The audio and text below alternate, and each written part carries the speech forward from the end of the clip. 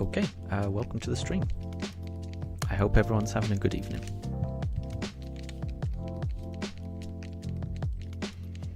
I'll be doing 100 encounters or so today, hoping to finally get the shiny.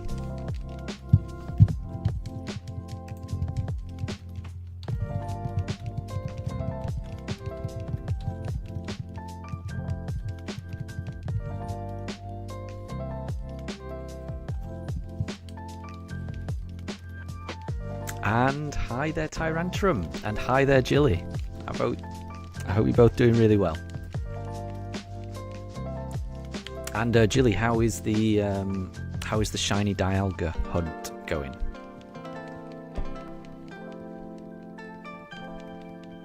I hope it's going better than this hunt. It wasn't the first encounter.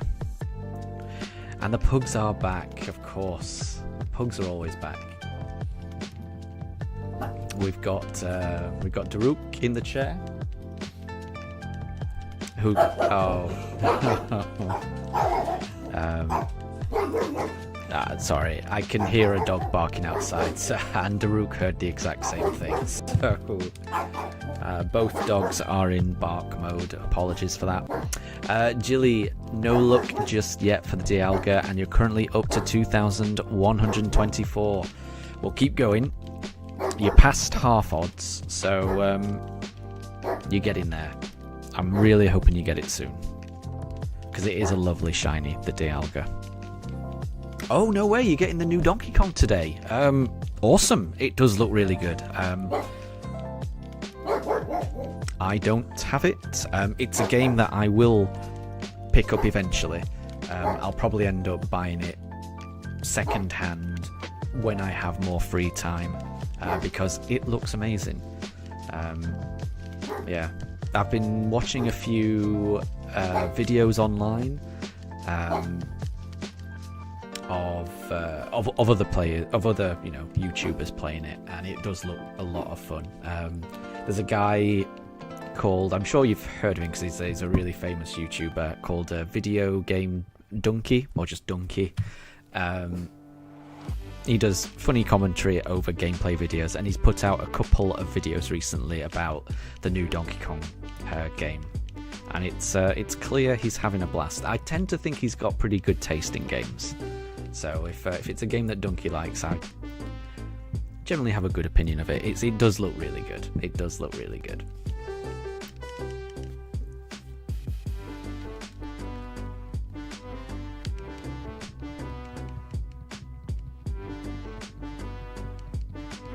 And Jilly, you haven't seen anything yet. You've been keeping yourself free from spoilers. Then I won't say anything other than it looks very good. It looks very good.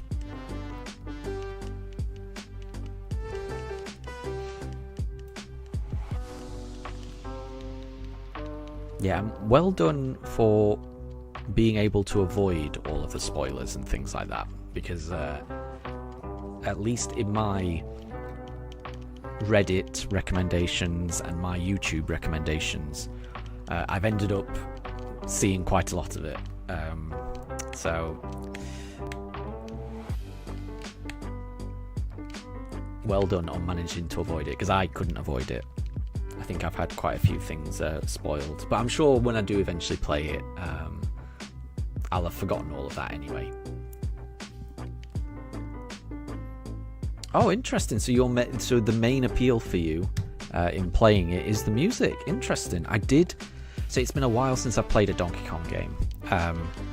In fact, I think really the only couple of Donkey Kong games I've played would have been in the 90s. So I played Donkey Kong Country on the Super Nintendo, and the music in the original Donkey Kong Country was wonderful. There's a few tracks on my playlist that are versions of Donkey Kong tracks mainly from Donkey Kong Country, I'm pretty sure. I really do love that music, but I'm not familiar with the more recent music from the later Donkey Kong games, but I'm sure it's all just as good. So I do think Donkey Kong generally does have pretty good music. and it was made by the same people that made Odyssey. I think I do remember reading that, yeah. And some people are saying it's even better than Odyssey. Nice. And you like how it's young Pauline singing. Okay, so I was wondering whether you'd had that spoiled for you or not. That it does feature a young Pauline. But yeah, it does look good. And the amiibo does look fun as well. Yeah, I'm a big fan of amiibos in general, and that one does look pretty cool. I'm glad that they're still making amiibos. I was a little bit worried about whether they would, before the Switch 2 came out and was announced, and they announced. Well, I think they announced some Street Fighter amiibos, which I wasn't too fussed about, but they also announced the Tears of the Kingdom, Legend of Zelda Champions amiibos. I was very happy that they are still making amiibos for these because it had been a while since they'd made some, and I was a little bit scared that with a new system on the way, and amiibos were first introduced back in the Wii U era, I was a little worried that they might not continue into the Switch 2 era, because I like them, but I know they're not as popular as they used to be, or that's how it seems. So I was worried they might not make as many, but it feels like that Nintendo are still heavily committed to amiibos, which I like. I like that.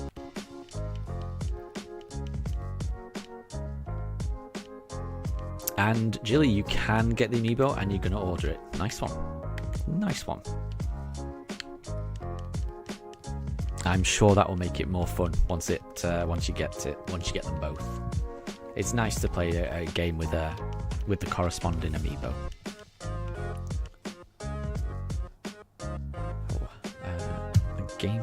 The game is lagging a little bit. Apologies for that. I think that is on my end. Just in case it's lagging for you guys, which it will be, I'm sure, because it's lagging on my end.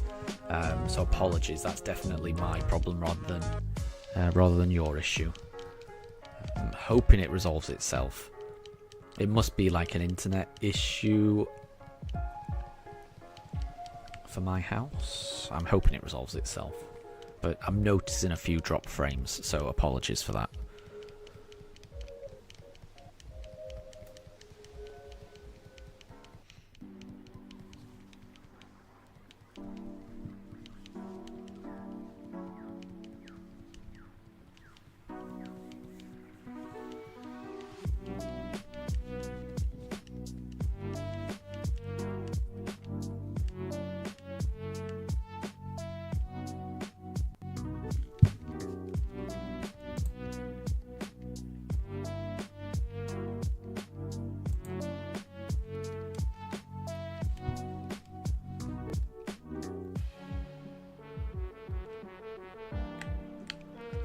Okay, let's do Piplup here. Jilly, so you've noticed that in the past couple of streams that the frame rate has dropped, but you don't mind it. That's good it's good that you don't mind it. It's a little bit worrying if it's a common thing, though. Don't know what to do about it. It's one of two things. It's either the internet at my house, or I think it might be the PC that I'm using, to stream. And both of those, well, one of them is completely out of my control, the internet. I don't, I'm at the whims of my internet service provider. And the PC I've got, that's quite a costly upgrade. So I'm hoping it's just the internet and that they get their act together. So we'll see. Oh, and Jilly, you're gonna attempt catching Shiny Dialga in a Pokeball. Nice. I tend to do well. I'm not sure if I'm going to do it in this particular playthrough, but I think I'm similar in that I like having legendaries and definitely shinies in a Premier Ball. So I get that. And if I can't get it in a Premier Ball, then I think my next preference would be to get it in a Pokeball. I think those two are my favourites, you know, the Premier Ball or the Pokeball. After that, I'm not, you know, after that it's gonna be it's not ideal. But if I can get a Pokemon in a Premier Ball or a Pokeball, those are the two that I really like. And it's strange because those are like the most basic ones, but I really like them. So I can understand why you would want it in a Pokeball, because I would kind of be the same. And you've got a level 3 Shinx in the first slot in your party. Okay. I mean, when the shiny does appear, I'm a bit worried. I'm assuming the Shinx isn't gonna do too well against that Dialga. I'm hoping you have more heavy hitters in the back of your party.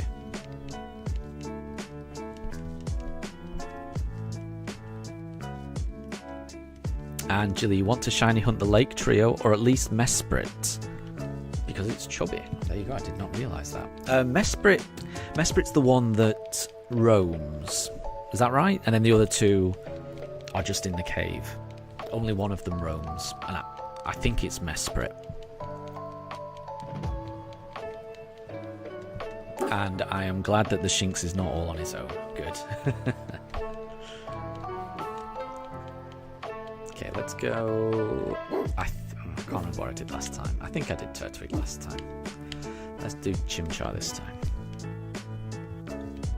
And you're just planning to throw your Pokeballs at it. Nice. Ah, it is Mesprit that roams. Yeah, nice. Well, good luck. Good luck. I mean, good luck for the Dialga first and foremost.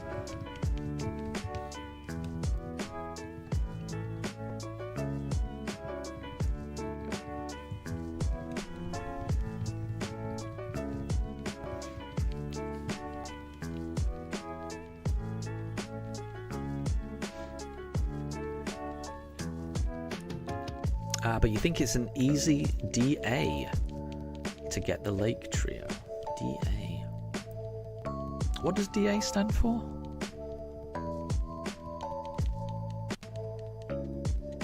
An easy... Yeah, I don't know. Sorry, I apologize. I'm not sure what DA stands for. I'm trying to figure it out through context and I can't do it.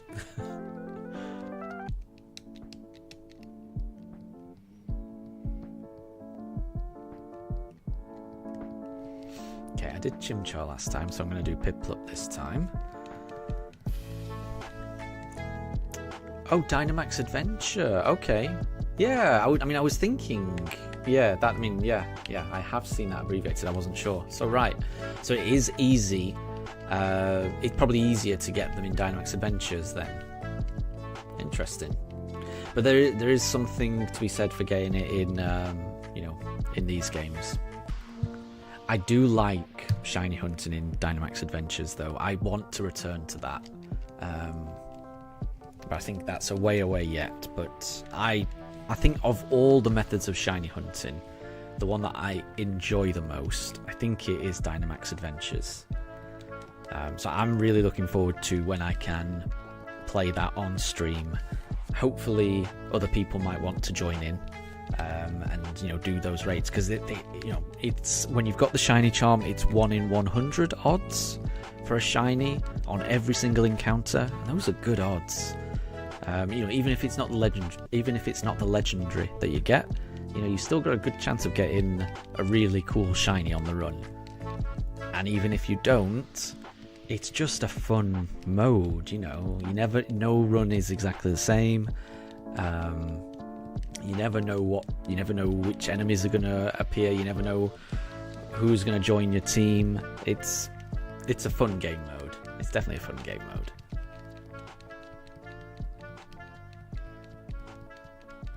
I kind of wish there was something like that in Scarlet and Violet, because I do think that Sword and Shield struck gold with Dynamax Adventures. There's probably ways to improve it, but it's a really good game mode. It's such a good game mode.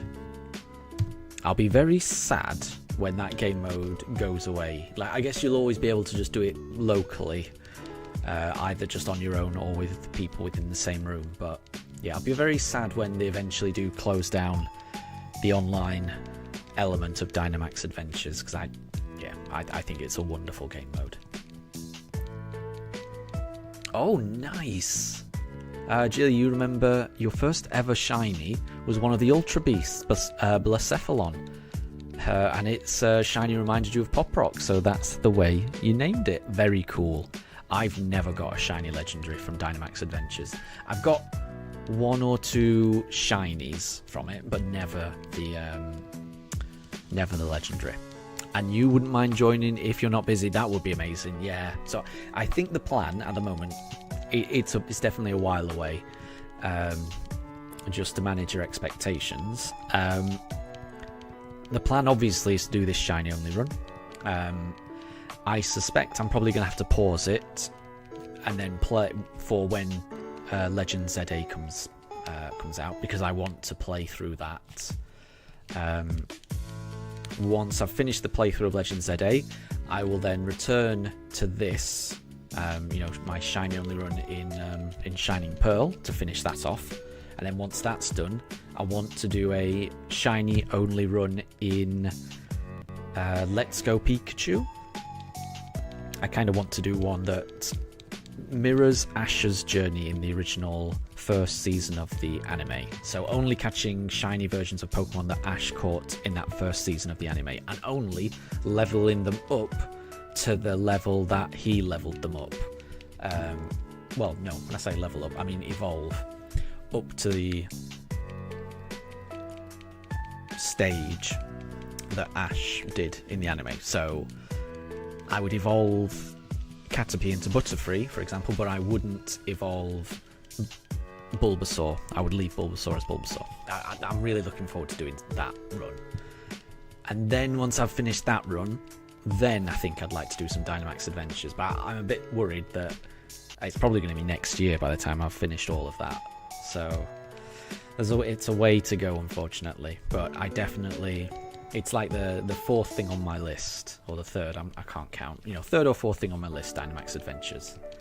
But yeah, I definitely want to do that.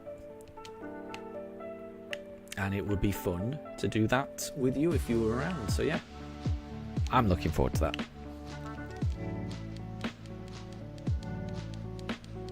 So the ones... the Pokemon you've got from Dynamax Adventures already: a shiny Blacephalon, a shiny Giratina. Oh my gosh. Oh my gosh, this is a good list already. You've listed 2 and I'm already... yeah, Giratina's an amazing shiny. Shiny Yveltal, shiny Zygarde. I mean, that's a really tricky one.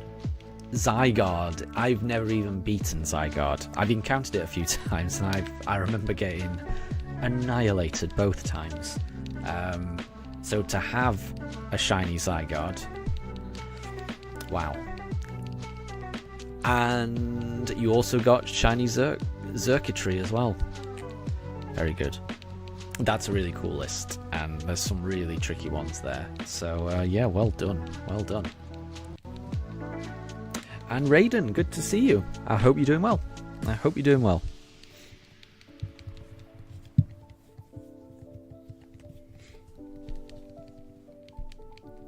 You haven't missed anything. We are still searching for that elusive shiny. I'll be doing up to encounter 6,350 this evening. So, fingers crossed, I can finally get the shiny. And Saley, hi to you as well. I hope you're doing well. I hope you're doing well. And Jilly, you got your Giratina in 2 Dynamax Adventures. That is crazy. Oh, apologies for the drop frames. I mean, look at this. Yeah, I mean, I'm looking at the exact same thing. There's some kind of issue with either OBS or something. So apologies that the Starly just froze there. But let me just have a look. That is not shiny. It's not shiny.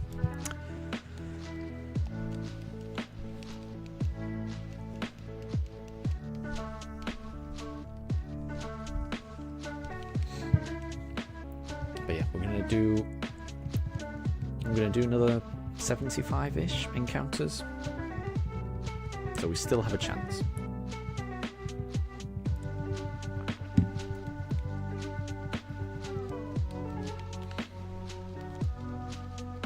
And that's really cool, Jilly. So really, you don't think any of your hunts were particularly long. That's pretty cool. And you got Ivital in like 3. Wow. Yeah. And that's the thing. I would think even if there was a long hunt, yeah, Dynamax Adventures. It just seems like a fun game mode. That even if I was getting nothing, I'm pretty sure I'd be enjoying myself. So yeah, it's a really fun way to shiny hunt, I think. So I'm looking forward to doing that on stream. It's a little way away from me, but I will get there eventually. Alright, let's go Turtwig this time. Sailor, you're currently at 963 eggs and still no shiny Oshawott. Could I ask, are you using Masuda method, and do you have the shiny charm? Just so I can get an idea of how lucky or unlucky you're being, Sailor.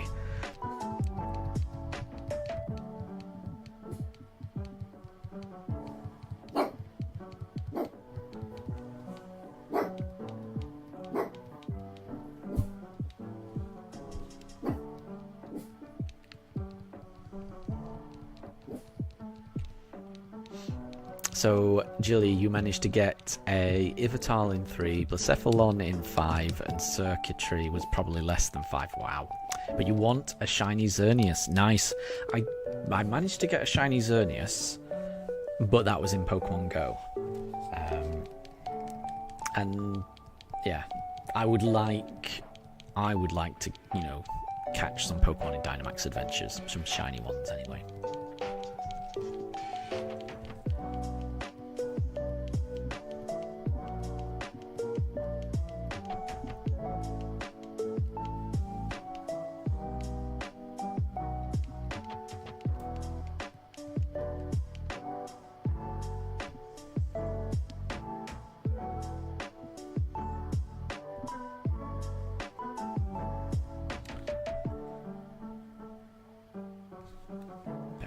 Right, let's do Chimchar.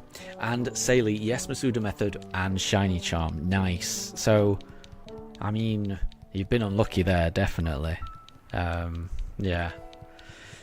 You're almost at double odds, so I'm really hoping you get it soon.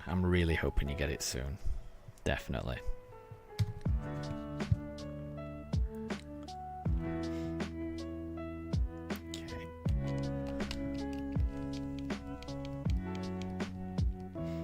Oh, and Jilly, you saw Superman last night, and it was really, really good. I'm glad you enjoyed it. I do want to watch that movie when it comes out on streaming, definitely. I'm looking forward to seeing that. And, Jilly, you want a shiny Xerneas so that you can complete the trio? Yeah, of course. Yeah, because you already got Ivital and Zygarde, so yeah. Oh, and Jilly, yeah, if you've got a picture of you getting the Zygarde, yeah, if you could post that in Shiny Successes, that would be good to see, definitely.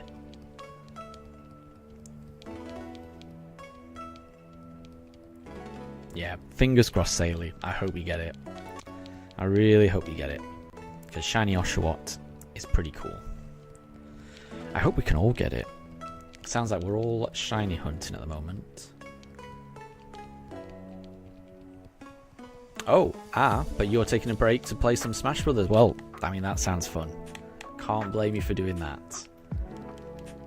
Who's your main character that you play on Smash Brothers? I'm a bit of a noob to it. I only bought it like a month and a half ago, and I've played Smash before, but I haven't played Smash Brothers since the N64, prior to getting it on Switch about a month ago. So a lot has changed, but I was enjoying it. I was definitely enjoying it.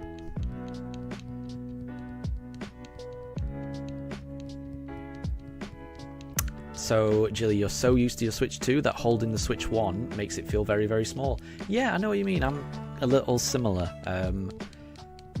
I've been taking my Switch 1 to work with me recently, and just playing a bit of the Switch just on my commute to and from work. And I never used to do that.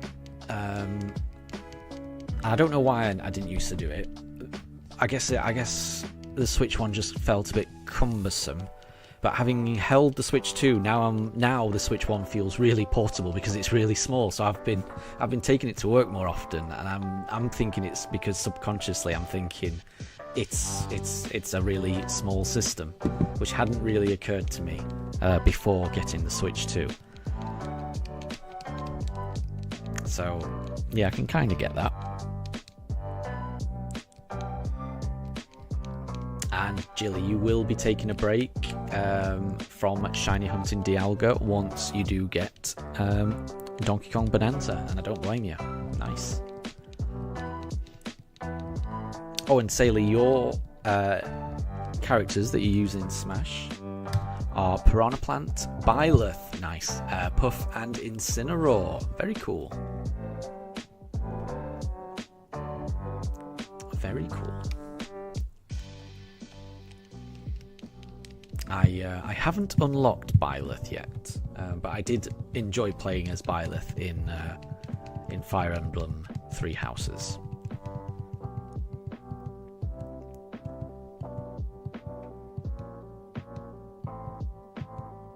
Saley, you feel that when people say Scarlet and Violet runs like crap, they mean the original Switch, but on OLED, it's honestly quite good. I mean, in my opinion, whenever anyone says Scarlet and Violet run terribly, I really, really disagree with that. I think it runs fine. I know it has its problems, but I never had a problem with its performance. I know a lot of people really complained about it, and people, they're entitled to their opinions, but I think it was unfairly criticised because I enjoyed it. I didn't notice any of the problems really. I was happy just to play a game that I enjoyed from start to finish, really connected with the characters, and I was happy with the graphics. But again, my opinion probably doesn't really count for much. I'm an old man. I'm used to 8-bit graphics. You know, I can make do with 8-bit graphics. I don't need fancy, you know. I don't know how to describe it, but I think pretty much any game to me looks amazing and runs perfectly fine. I'm not someone that's obsessed with frame rate or anything like that. Just feels like a very easy way to bash a game without actually taking the time to play and, you know, get a good understanding of what the game feels like.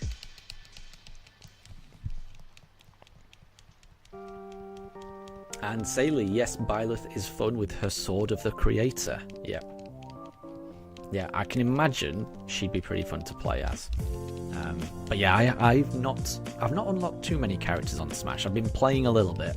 I've been trying to go through the campaign where you have to go through the map and do all these challenges.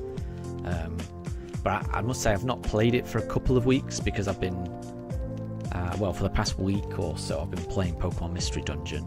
So I will return to Smash, definitely.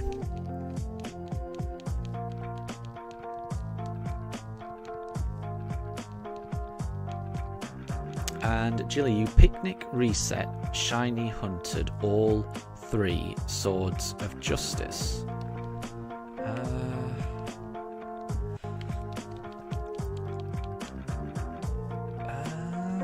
I'm a bit confused. Because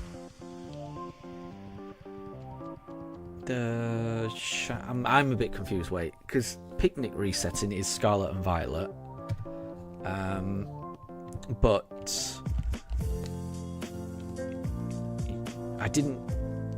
I thought all the legendaries were shiny locked in Scarlet and Violet for the shinies, and I got them. Oh, in Pokemon Sword, right? Okay, I got you. I was just gonna say, in Pokemon Sword, yeah. Wait. So you can basically picnic reset in Pokemon Sword as well. Sorry. Oh, camp reset. Nah, I didn't even know camp reset was a thing. So yeah, all I know about is like picnic resetting and spawns and things like that in Scarlet. I don't know anything about how to shiny hunt in Pokemon Sword, but I do know that you can shiny hunt the legendaries. Well, a lot of the legendaries in Pokemon Sword. So that sounds really impressive. So you got all three. Well done. Because that sounds really cool, and I don't even know what that involves. So I would have to look that up online. You know what that shiny hunting camp resetting involves. But that sounds like it would have been a lot of work. So well done, really well done. I mean, there's nothing quite like a shiny legendary, is there? So I mean, that's something I want to do eventually. But I would have to learn how to do that. So yeah, well done.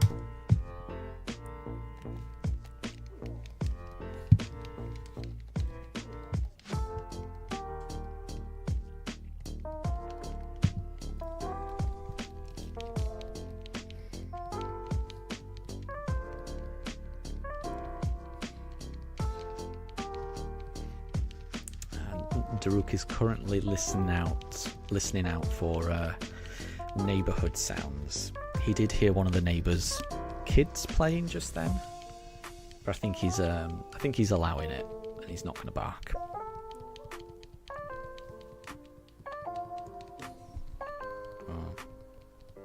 But Mifa is in the top bed and she's blissfully unbothered by noises from outside. Oh yeah, Daruk is starting to not like the noises that he's hearing. It's one of our neighbours' kids who's playing like army men or something like that, so he's doing a lot of explosions and gunfire. I can hear him. He sounds like he's having a whale of a time, but I'm not sure Daruk is happy about it. Anjali, you didn't save any of you getting the shinies. Well, that's fine. I mean, at least you have them. That's the main thing. But yeah, if you ever have, screen captures of you getting the shinies, I would love to see them. Definitely. But the important thing is that you caught them. That's the main thing.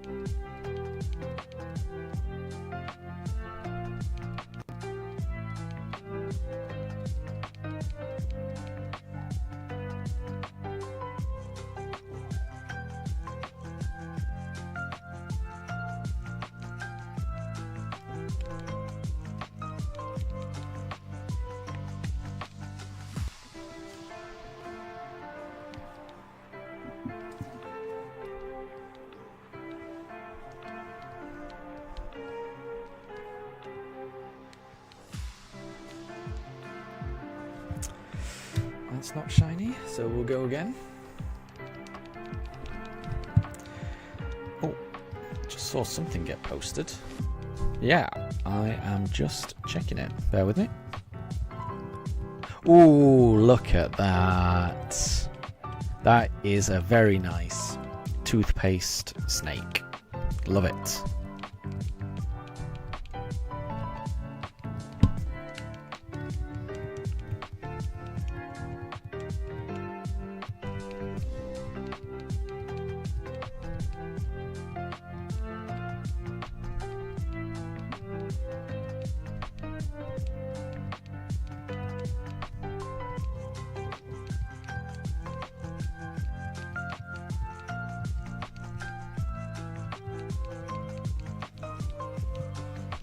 Zygarde looks really good.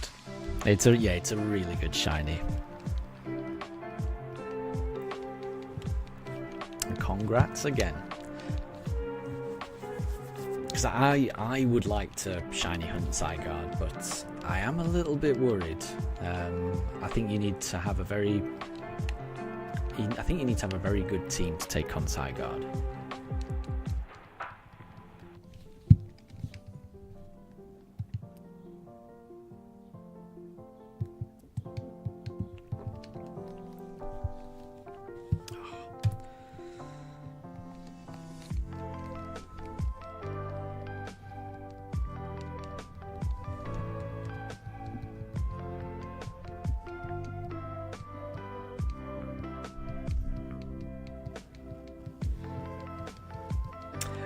Yeah, you just need a good path and people. Yeah, that's the problem I've had doing Dynamax Adventures.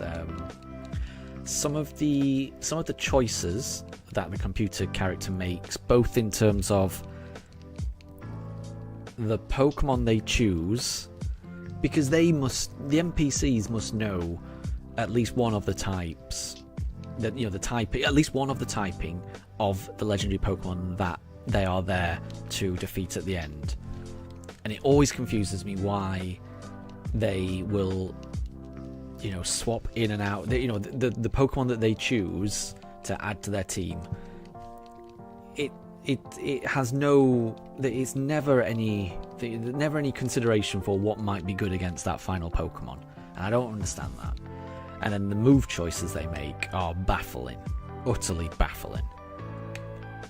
So yes, I agree, it's difficult to do alone. The NPCs are very frustrating, I find. I wish there was some management, I'm not saying control every single move they make, but, make just something general, like, attack, support, something like that. Just say, you attack, you support, and then let them figure it out based on that. But I mean, that would be nice, wouldn't it? But yeah, they are. Yes, the NPCs are idiots. That's a nice way of putting it, I would say. There are other words that I would use to describe them.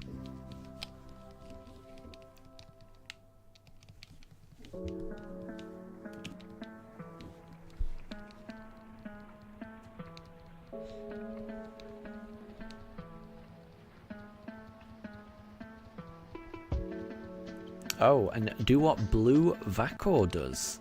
Have 4 switches and shiny hunt locally on all 4 of them. Nice. And how many do I have? I think I've got 4 switches, but I only have 2 copies of the game, essentially.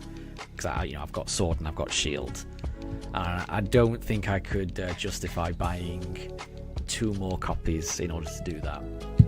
But yeah, I've got 2 Switch OLEDs. One of them is mine, the Scarlet and Violet edition, and the other is the Tears of the Kingdom edition, which is my wife's. We've got our original Switch, and now we've got the Switch 2, so that is 4 Switches. So, we do have that, but we only have the 2 cartridges.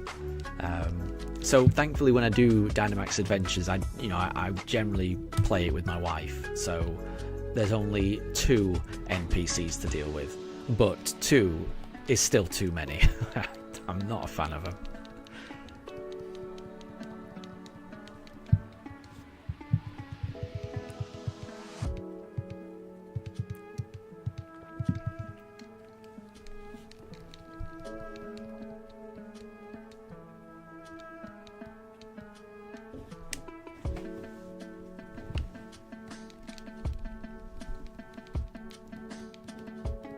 But it's a nice option for those that do have all those copies of the games.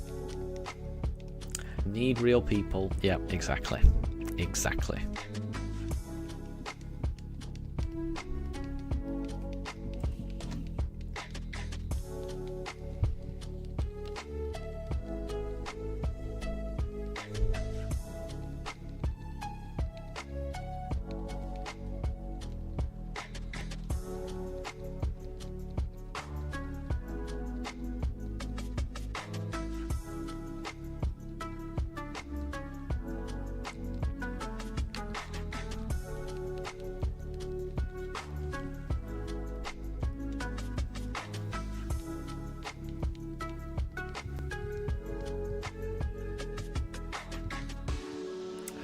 Yep.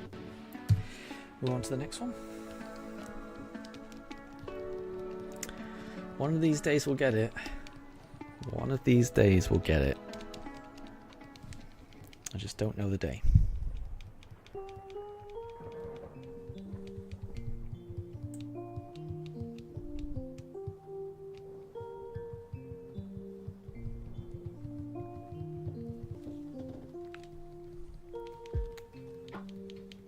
And Deb, good to see you. I hope you're doing well. I hope you're doing well.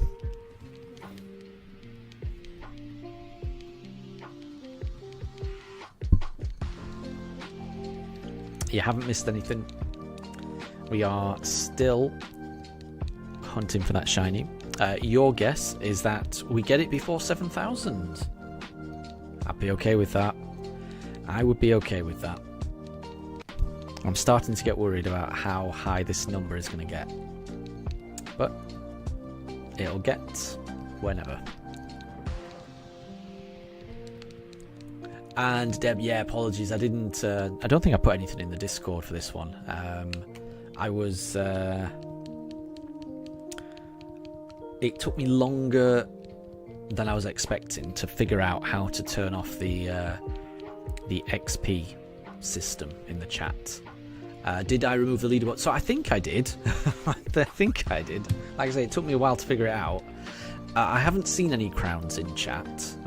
So I think I've got rid of it. But I'm not 100% certain. But I think I've got rid of it. And Draven, good to see you. I hope you're doing well and everything is all good with me. All good. Jilly, maybe I should focus on one Pokemon that might make it quicker. No, I do want to do this random. That's the way I started this, and that is what I will be doing. Oh wait, Jilly, you have a crown. Ah, okay, then I've done it wrong. So I went into my profile and I went to settings, privacy, and then turned it off. But I guess that's just turned it off so that I can't see it. But I guess they are still there then. Okay. Alright, I will have to look into it, how to actually remove it. Because I know that the consensus is it's probably best removed. Yeah, I'll have to have a look into how to do it. Because when I looked into it, yeah, or it did seem to be like opting out, as in, if, yeah, the way that it was worded, it did seem like it was more, if I was joining other people's streams, I would opt out of it. That did, yeah, that is pretty much how it seemed. So I do need to have a figure out how to get rid of it completely.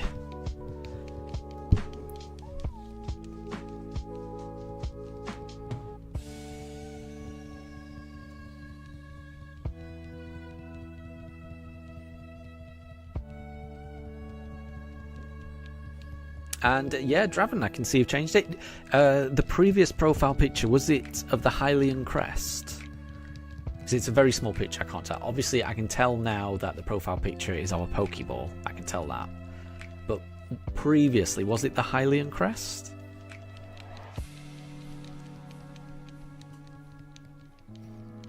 And Jilly, you just like the colour? That, yep, nothing wrong with that. Nothing wrong with that.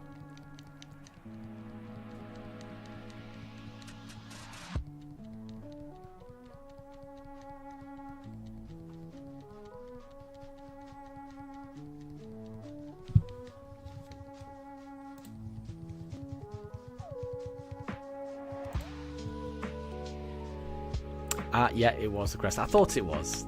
It's a little hard for me to see the profile pictures, but I thought it was the Hylian crest. I like the Pokeball and I like the Hylian crest as well. Both are cool. Jilly, you're hoping they add more costumes for Donkey Kong and Pauline.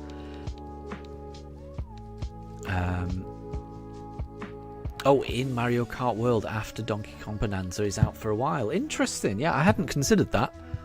I hadn't considered that. I was trying to think what MKW could mean, but it's Mario Kart World, isn't it? Yeah, it never occurred to me that they might update that game based on what gets released after it. Yeah, it's an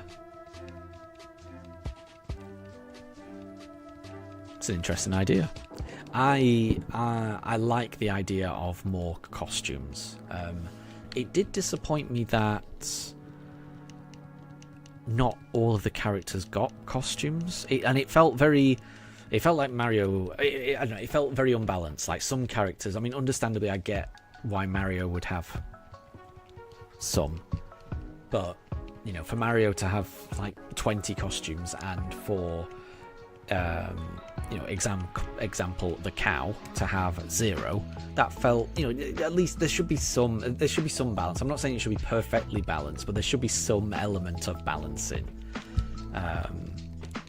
So I kind of wish there were more costumes for the characters that don't have many. I would definitely agree with that.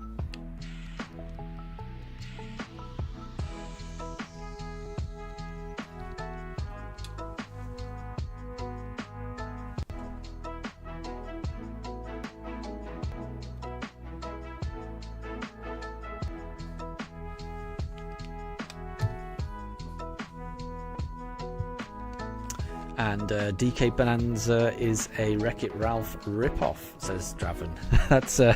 That's interesting, isn't it? Because I can see the similarities, but also Wreck-It Ralph is a ripoff of Donkey Kong, so it's a bit strange, isn't it? Wreck-It Ralph rips off Donkey Kong, and then Donkey Kong rips off Wreck-It Ralph. It's quite circular. All it needs now is for Wreck-It Ralph to rip off Donkey Kong Bonanza. What's the time for me? It is 5:45, so 5:45 p.m. in the UK. So I will be streaming for, well, another 60 encounters, I think, which should probably take about, not sure actually, I'm not sure, we'll see how long it takes. I forgot what I was doing now. Well, let's do Piplup.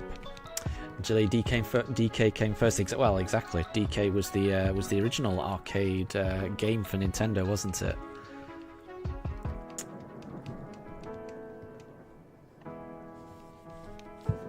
I did enjoy the Wreck-It Ralph movie. I did enjoy that an awful lot. It's a very good movie.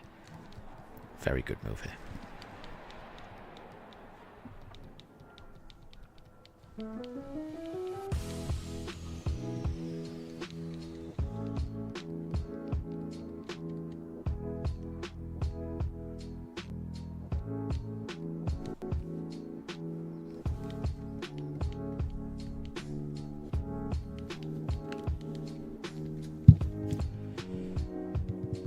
So I did Piplup last time, so let's do a Turtwig this time.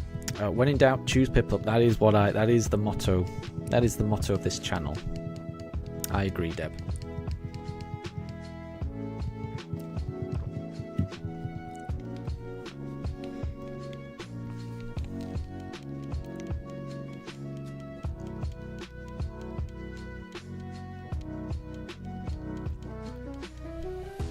Oh, Gilly, I'm sorry to hear that. That does sound stressful, but just do what you can. Yeah, you can only do what you can do. So just stay positive, and I hope everything goes well. Definitely, and I'm sure you will be. I think it's quite a standard thing, unfortunately. Having a manager wanting to have a meeting about performance, it just seems just the way it goes.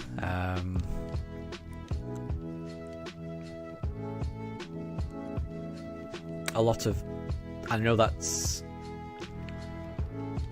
it feels increasingly more prevalent in the line of work that I am, that it's all getting more micromanagey, and it's less about what you're actually doing and more about how you can evidence what you're doing. So I'm finding I'm spending more time documenting the work that I'm doing rather than actually doing work, which frustrates me, because I would rather just do my work rather than trying to explain to other people what it is that I'm doing, because honestly people should really be able to tell, I shouldn't. I do feel it's a bit ridiculous.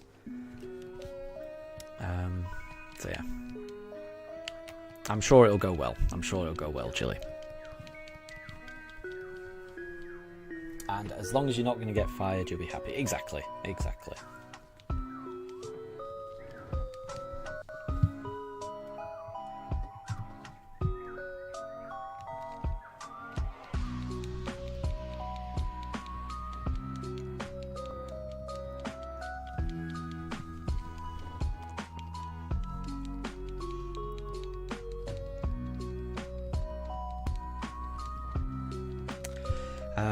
Yeah, so well, I mean, at least you'll have someone there, in your corner, Jilly. Just all I'd say is just, well, yeah, I don't even know what to say, but just, you know the work you do, the good things that you do, and just make sure that other people know the good things that you do. But yeah, it can be frustrating when you have to, explain yourself, because I get that. I don't know. I hate talking positively about myself. I find it really, really, I hate it. There's something about having to talk about all the good things that you do that I just find so uncomfortable.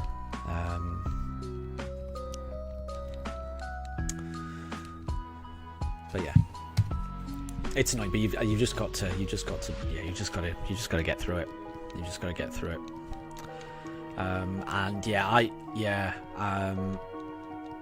Criticism's it's never easy, is it? It's never easy.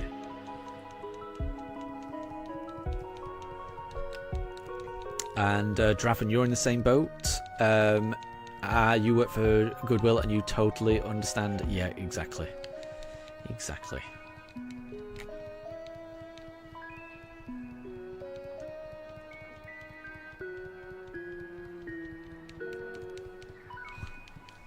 But just keep your head up, and you will be fine. You will be fine. But I get it. It's not nice. It's not nice.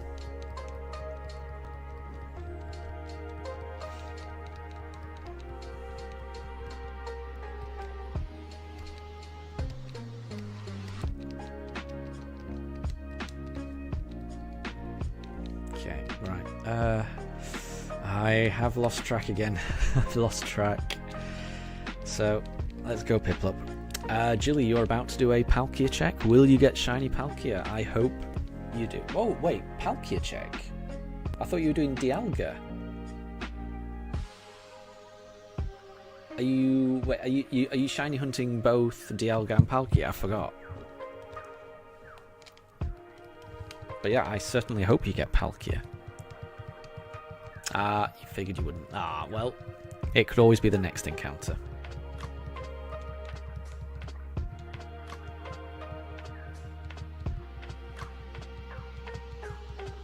And every once in a while you check. Fair enough.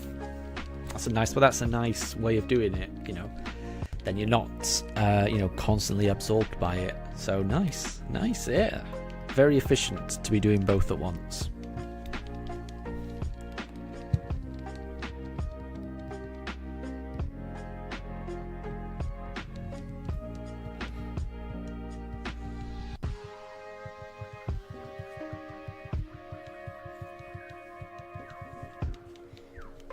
Angela, you were originally shiny hunting Palkia first, and then you caved and got Brilliant Diamond as well. Ah, oh, fair enough. Fair enough. I don't blame you. I don't blame you. Yeah, that does ring a bell. It does ring a bell when you've... Yeah.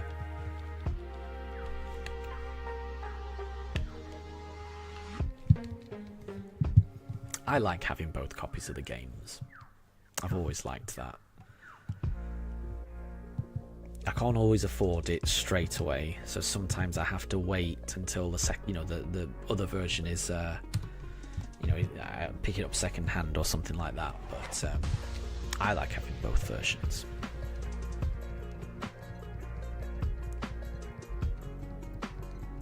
Deb, how about Shiny Miltank? What do you think about it? What do I think about Shiny Miltank in general? Because I think it's quite a nice shiny. It's blue, isn't it? And it's quite a nice shade of blue. So I do think Miltank's a nice shiny. Oh, Jilly, you saw in Discord someone got their Dialga in around 600 resets. And you were a bit frustrated because you're already over 2,000. That may be Calamari. I've got a feeling that Calamari has shiny look that defies belief. I would imagine, because I think Calamari has caught every single Sinnoh legendary in BDSP now, including Darkrai and Shaman, which is very impressive. That they were around to get those events. Sadly, I missed those.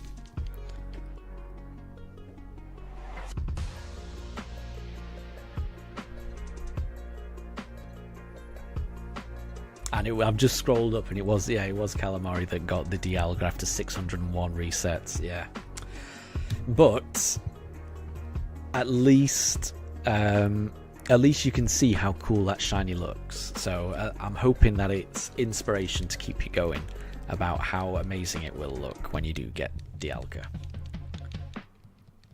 Oh, and Deb, you didn't know that Miltank was blue, you just saw it today. Nice. It is a good shiny. It is definitely a good shiny. I will say that.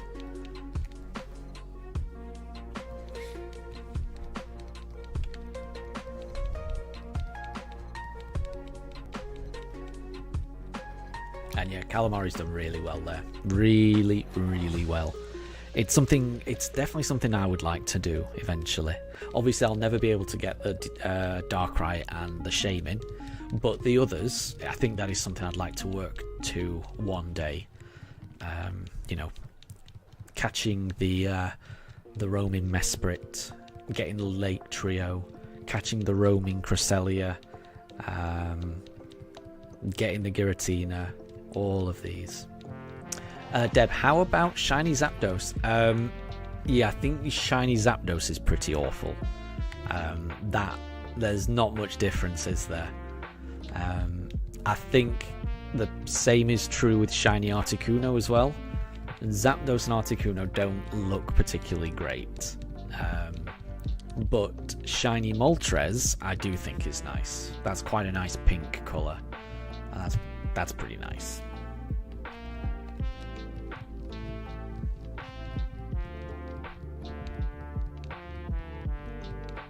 Ah, Deb, so you think Calamari is actually Lucky Mari? Yep.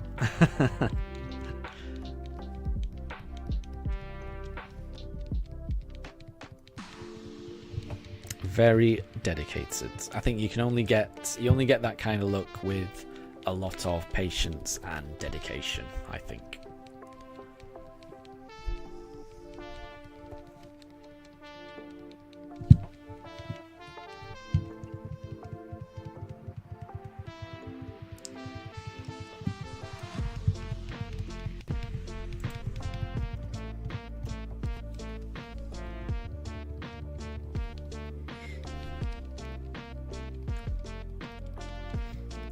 And Jilly, so all three Galarian bird shinies are better than the original ones. Yes, I would agree with that. Yeah, the Galarian versions all of the shinies make the Galarian birds look closer to their Cantonian equivalents, which I think is a really clever way to deal with shinies.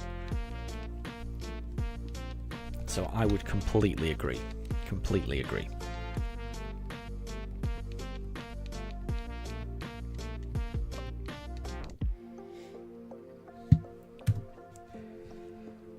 Well, we are one encounter away from 6,300.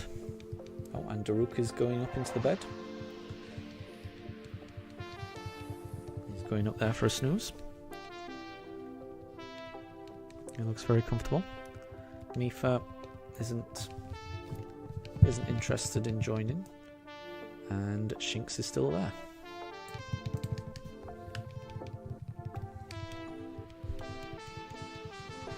Oh, pretty cool. Jilly, you've got a shiny Galarian Articuno that someone gave you that they didn't want. Wow, I can't believe someone didn't want something like that. Deb, what about shiny Larvitar? You think they could have improved it? I don't mind it. I don't mind it. It's at least, you can tell the difference at least, and that's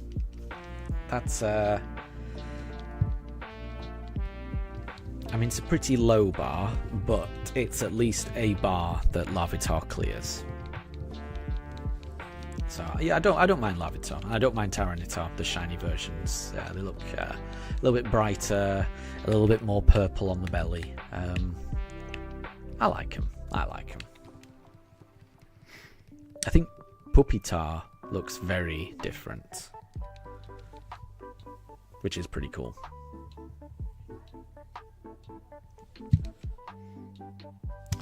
Nope. So we haven't got it on encounter 6,300. So we'll keep going. We'll keep going. We're going to do another 50 encounters. So let's see. Let's see. Draven, there's nothing like the original Articuno or original Zapdos. I mean, I do like them as Pokemon. I think on my very first playthrough on Pokemon Red, I had an Articuno on my team when I took on the Elite Four, and I absolutely adored that Pokemon. There were so many Pokemon that were weak to ice moves in the Elite Four that yeah, the Articuno was very invaluable. I remember on my very first playthrough as a kid. So I've got fond memories of the OG Articuno.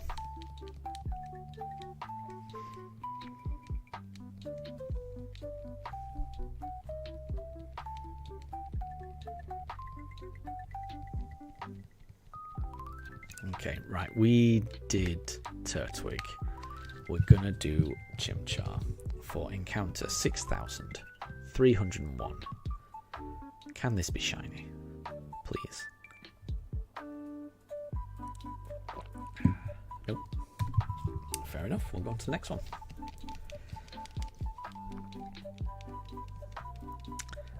Jilly, your current percentage of getting the shiny from the tracker is 95.83%. So does that mean that having done the number of encounters that you've done to date, it would be 95.83% chance that you would have found the shiny by now? Is that what that... Have you got... Is that like a tracker that you put in the number of encounters, it knows what the probability is, and it tells you, yeah, how likely it is that you would have caught it by now? Because that's a very high percentage. That's a very high percentage. That means you've been very unlucky.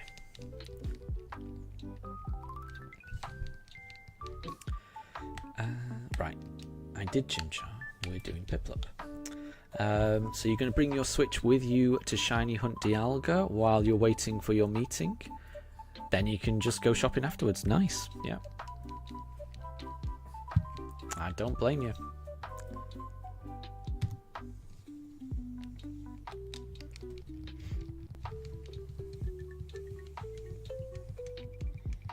And Deb is exactly right. Yeah, do not give up. Keep going, because you can get it, definitely.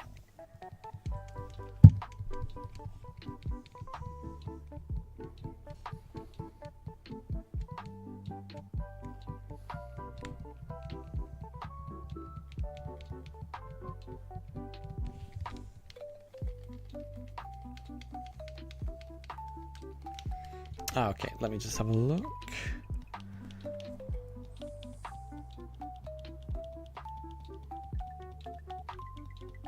Oh, Jilly, I don't think that's right. Because that says that the probability is 1 in 683, and I don't think I think because you're in BDSP, Dialga is the same odds that I've got right now, 1 in 4093. So I don't think you've reached. I think you're still under odds at the moment. If you're hunting in BDSP, that's my understanding. All of the fixed encounters are, just like this. The odds of 1 in 4096. Even with the shiny, the shiny charm doesn't affect fixed encounters. It only affects eggs in these games. Despite what the shiny charm says, which is a bit ridiculous.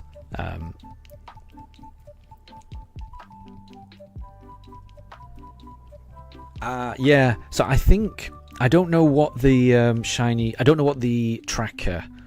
It might be that on the setup tab, the tracker might not be, because I think looking at that where it says probability 1 in 683, I think those are Masuda odds. It's definitely not BDSP static encounter odds, because the probability should say 1 in 4096. But I mean, I don't know too much about this shiny tracker, actually. I shouldn't be saying what it is, because I don't know, actually. So ignore what I'm saying, actually, because I don't know about this tracker, do I? So who knows?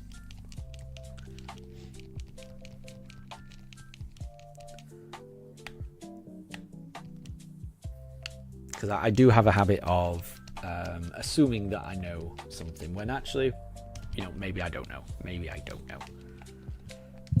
I am frequently wrong in life.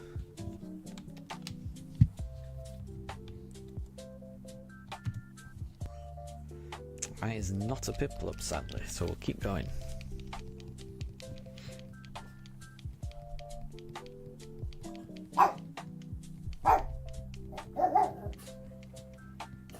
So this is...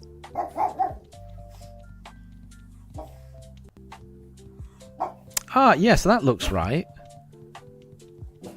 That looks right, because the probability 1 in 4096. So why does the probability change the more encounters you go up? That shouldn't... It should be... The probability should be... Because based on that, if you look at what it says when you start, in order to get up to 90%, so in order to have a 90% chance of encountering this Pokemon at odds of 1 in 4096, you would have to encounter it 9,431 times. So that's the same for me. So in order, because I've got exactly the same odds of getting the shiny starter of 1 in 4096, in order for there to have been a 90% chance of me encountering a shiny Pokemon in the encounters that I've done, I would need to get up to 9,431. So, I'm nowhere near that. I'm nowhere near 90% yet. I'm still way under that. So I think something must have, because the probability shouldn't change. The B and the N and P figure should change, and the 90% will obviously change. But the probability should be constant, because the probability doesn't change. It's the same. I'm pretty sure. Right, we're going to do Chimchar now. But yeah, that does seem strange. That does seem strange that it's changed. But, so I mean, you're at 2,170. You're over half odds. When you get to 4,096, then that is the, most people, that is the average, when most people do this Dialga hunt, or any fixed encounter hunt in BDSP, most people, on average, have to do it 4,096 times. That's the average. But obviously, not everyone's going to hit that number. Some will have to encounter less, some will have to encounter more. The further away you get from 4,096, the more unlikely it is on average. So there are less people who encounter a shiny Dialga at, say, encounter 2,170, for example, than people who end up going to, say, 3,900, because that's closer to the average, right? It's hard to probability. It's a hard thing to explain verbally, isn't it? I always struggle to explain probability verbally. It's something I used to enjoy learning about as a kid, but I do struggle to explain it. Right, where are we? Let's go. No, I'd forgot. We'll do Piplup. We'll do Piplup.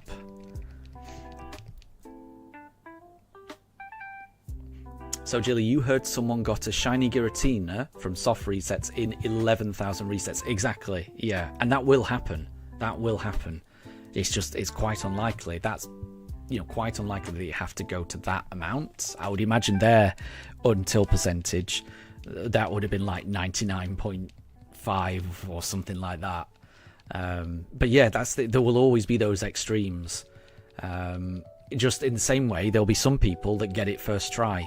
It's very, very, very unlikely, but there will be people that do that.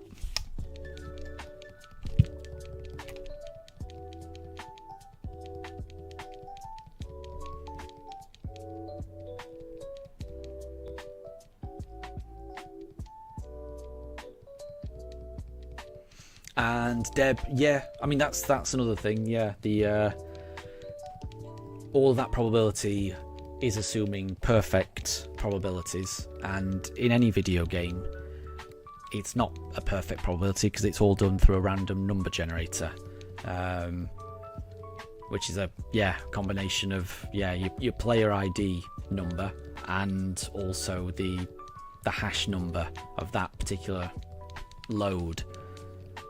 So it's all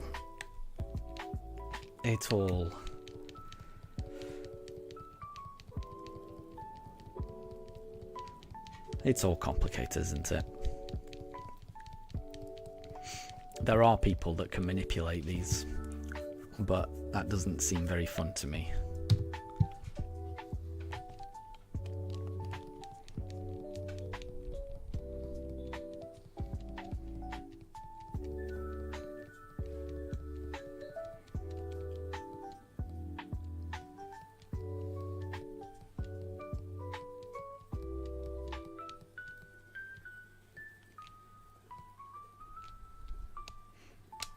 So, Jilly, why is it so hot in your apartment? It's only 21 degrees C. I can't answer that. I think it's a similar temperature where I am, to be honest. But it doesn't feel warm, thankfully. I'm very happy with the weather in the UK at the moment. It's been on and off rain, so it's not been too bad at all. But it is frustrating when it's warm, I agree. And Deb, at the moment it's 34 degrees C at night time where you are. That is harsh.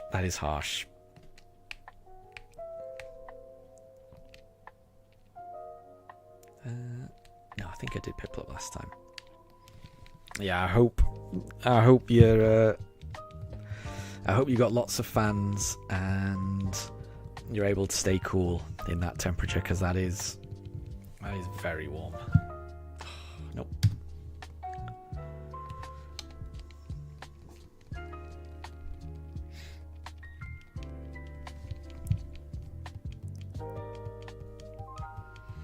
But I mean, Jilly, you know that the shiny tracker that the encounter tracker that you're using, could you send me a link to it? Because it would be interesting for me just to see what percentage I'm at the moment. Because I wouldn't mind, popping in my encounters into that with probability of 1 in 4096.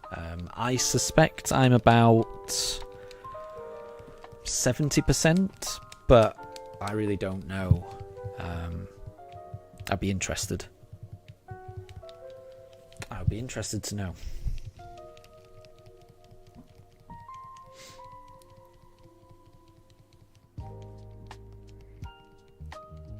Because I'm clearly nowhere near 90%.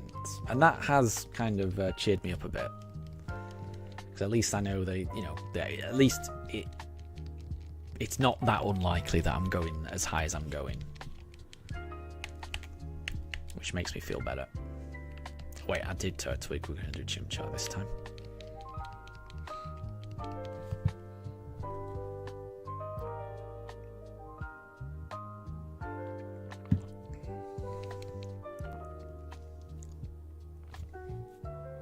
Nope. Deb, you've only got the one ceiling fan, but I mean a ceiling fan is pretty good, isn't it? It gets the whole room moving, which is good. It works, yep. Sometimes it's just too hot, like 39, 40. I mean, 42 must be... I don't know how you deal with that. That's really, really warm. And thank you, Jilly. I can see the link. Perfect. Thank you. And Roblox Guy, how are you doing? I hope you're doing well. Yeah, let me put in my encounters. So 6309, save.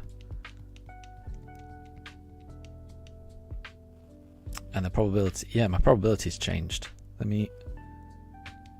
I need to put the generation in. Hold on. So generation...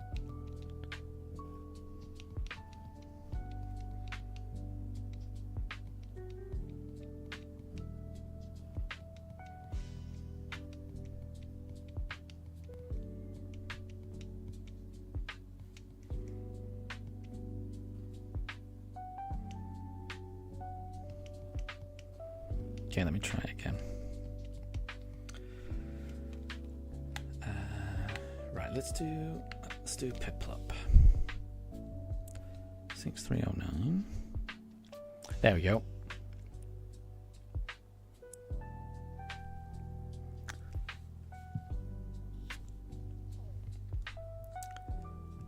No, well, that's not shiny. And yeah, I've just made sure that the setup is correct. So, and Roblox, yeah, 6,300 encounters and no starters is crazy. It is.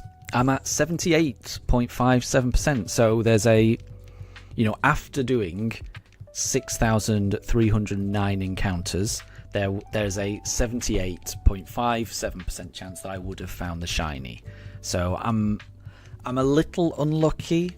I'm in that 21% where I haven't found it yet.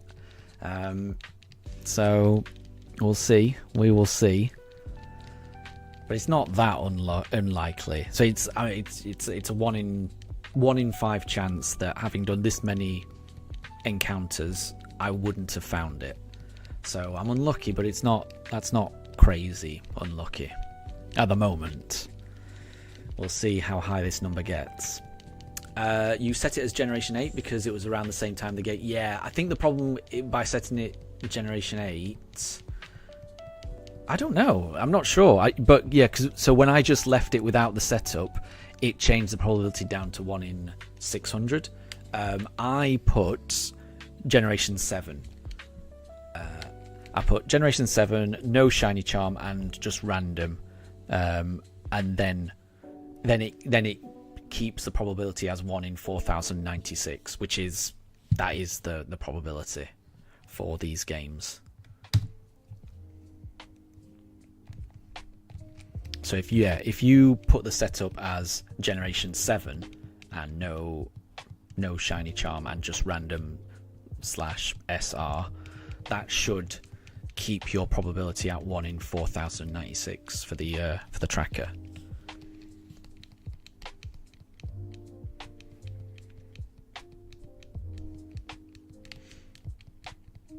So is your percentage around 50 now? I'm not sure.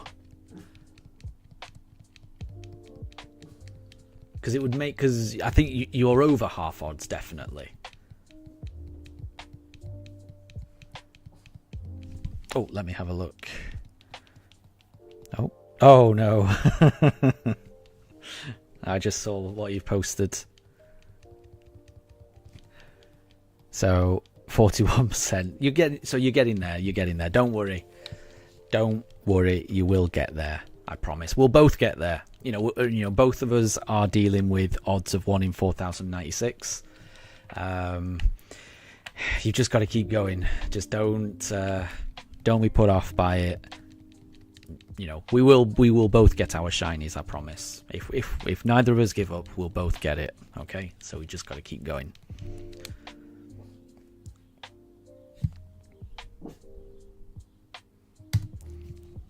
And the problem is BDSP, because I do think the shiny charm is broken. I can't believe that the shiny charm is meant to work the way that it works in these games. Because if you read the description of the shiny charm when you do get it, it says increases your chances of encountering a shiny Pokemon. It doesn't say increase the chances of hatching a shiny Pokemon. It does not say that. It says encountering. So in my mind, the shiny charm is designed what they wanted it to operate as, to increase the chances of encountering a shiny Pokemon. So in the wild, in these soft resets, in everything. But the way it's coded and the way it operates in the game is it doesn't affect any of those things. The only thing it affects is eggs, which to me that's bad coding. It's not been coded correctly in my opinion. And Katri, I did see you. Sorry, I do apologise. I go off on a few different tangents, so apologies. I hope you're doing well, Katri. Let's go for Turtwig. Oh, and Katri, Daruk says hello as well.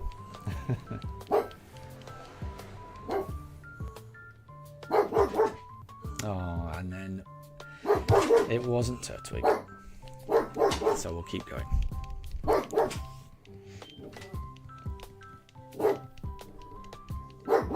But I hope you're doing well, and I hope you're doing well, Katri. How are things with you?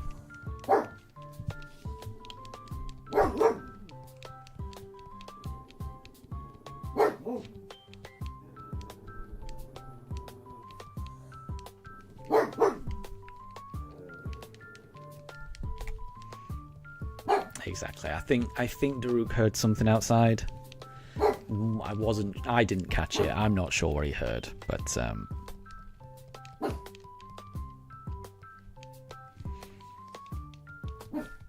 and I'm very glad to hear you're doing good, Katri.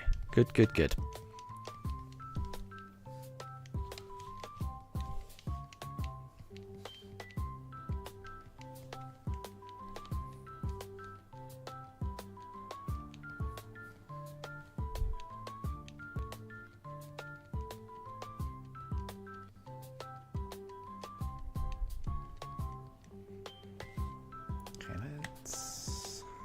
Let's do Chimchar.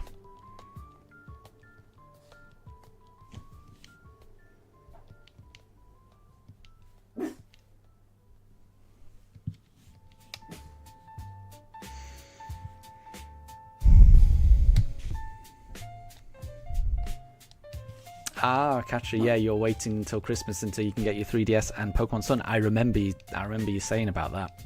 That will be really fun, and that will be worth the wait, because that will be a really fun game for you to play. I never played Sun and Moon, so I'm really looking forward to when they eventually re-release those games on the Switch, which is a long way away for me.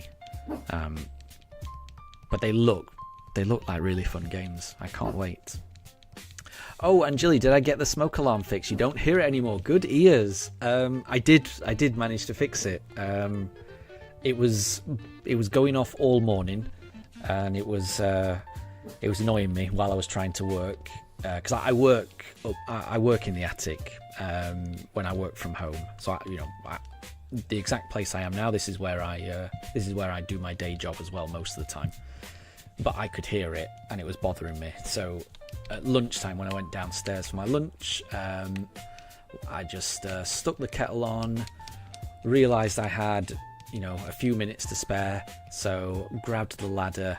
My wife held the ladder secure, so I was a little more stable when I was trying to mess with the smoke alarm, and we were finally able to get it, get the cover off. And that was the problem. I just could not get the cover off without me worrying that I was going to break it. I did almost break it getting the cover off, but it did work correctly. So thank you for asking. You shouldn't hear that noise anymore. I was very relieved. I was so relieved when it finally came off. So I'm glad, because I was thinking I was going to have to just wrench the whole thing off the ceiling, which I didn't want to do, because it still works. It would have involved me having to smash it off the ceiling, and then it would be broken, and it probably would make an even louder noise for a while. And technically there's nothing wrong with it, so I didn't want to have to buy a replacement. I didn't want it to go to waste. I just wanted it to get the cover off, so thankfully I was able to do that.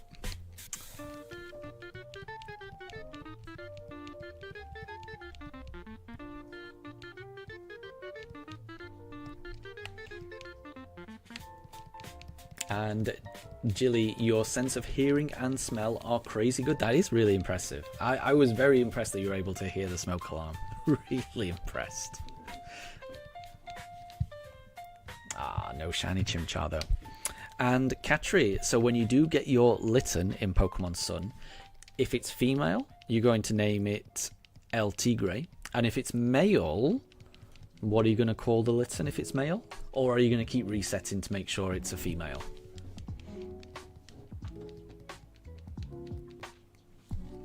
And thank you very much, Deb. Thank you. I like that. Like the video for a shiny starter. I like that. Oh, and Deb, you got a second fan. The temperature is increasing. Good. I'm glad that you have access to that. So that's good. I've got 2 fans up here. Thankfully, I don't need to use them right now. I've just got the windows open and things are okay. But it is good to have another fan just in case. Oh, wow. Jilly, one time you saved your house from burning down when you were living with your parents. Wow, that sounds dramatic. So was that you could smell something that other people didn't smell at the time, so you were able to react quickest? Because that's really impressive.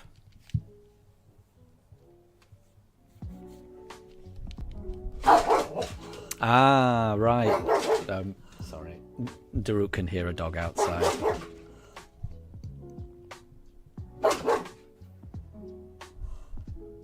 Oh, Katri, I misread. Sorry, you did say that. So, yeah, apologies. You're naming your Litten after your cat.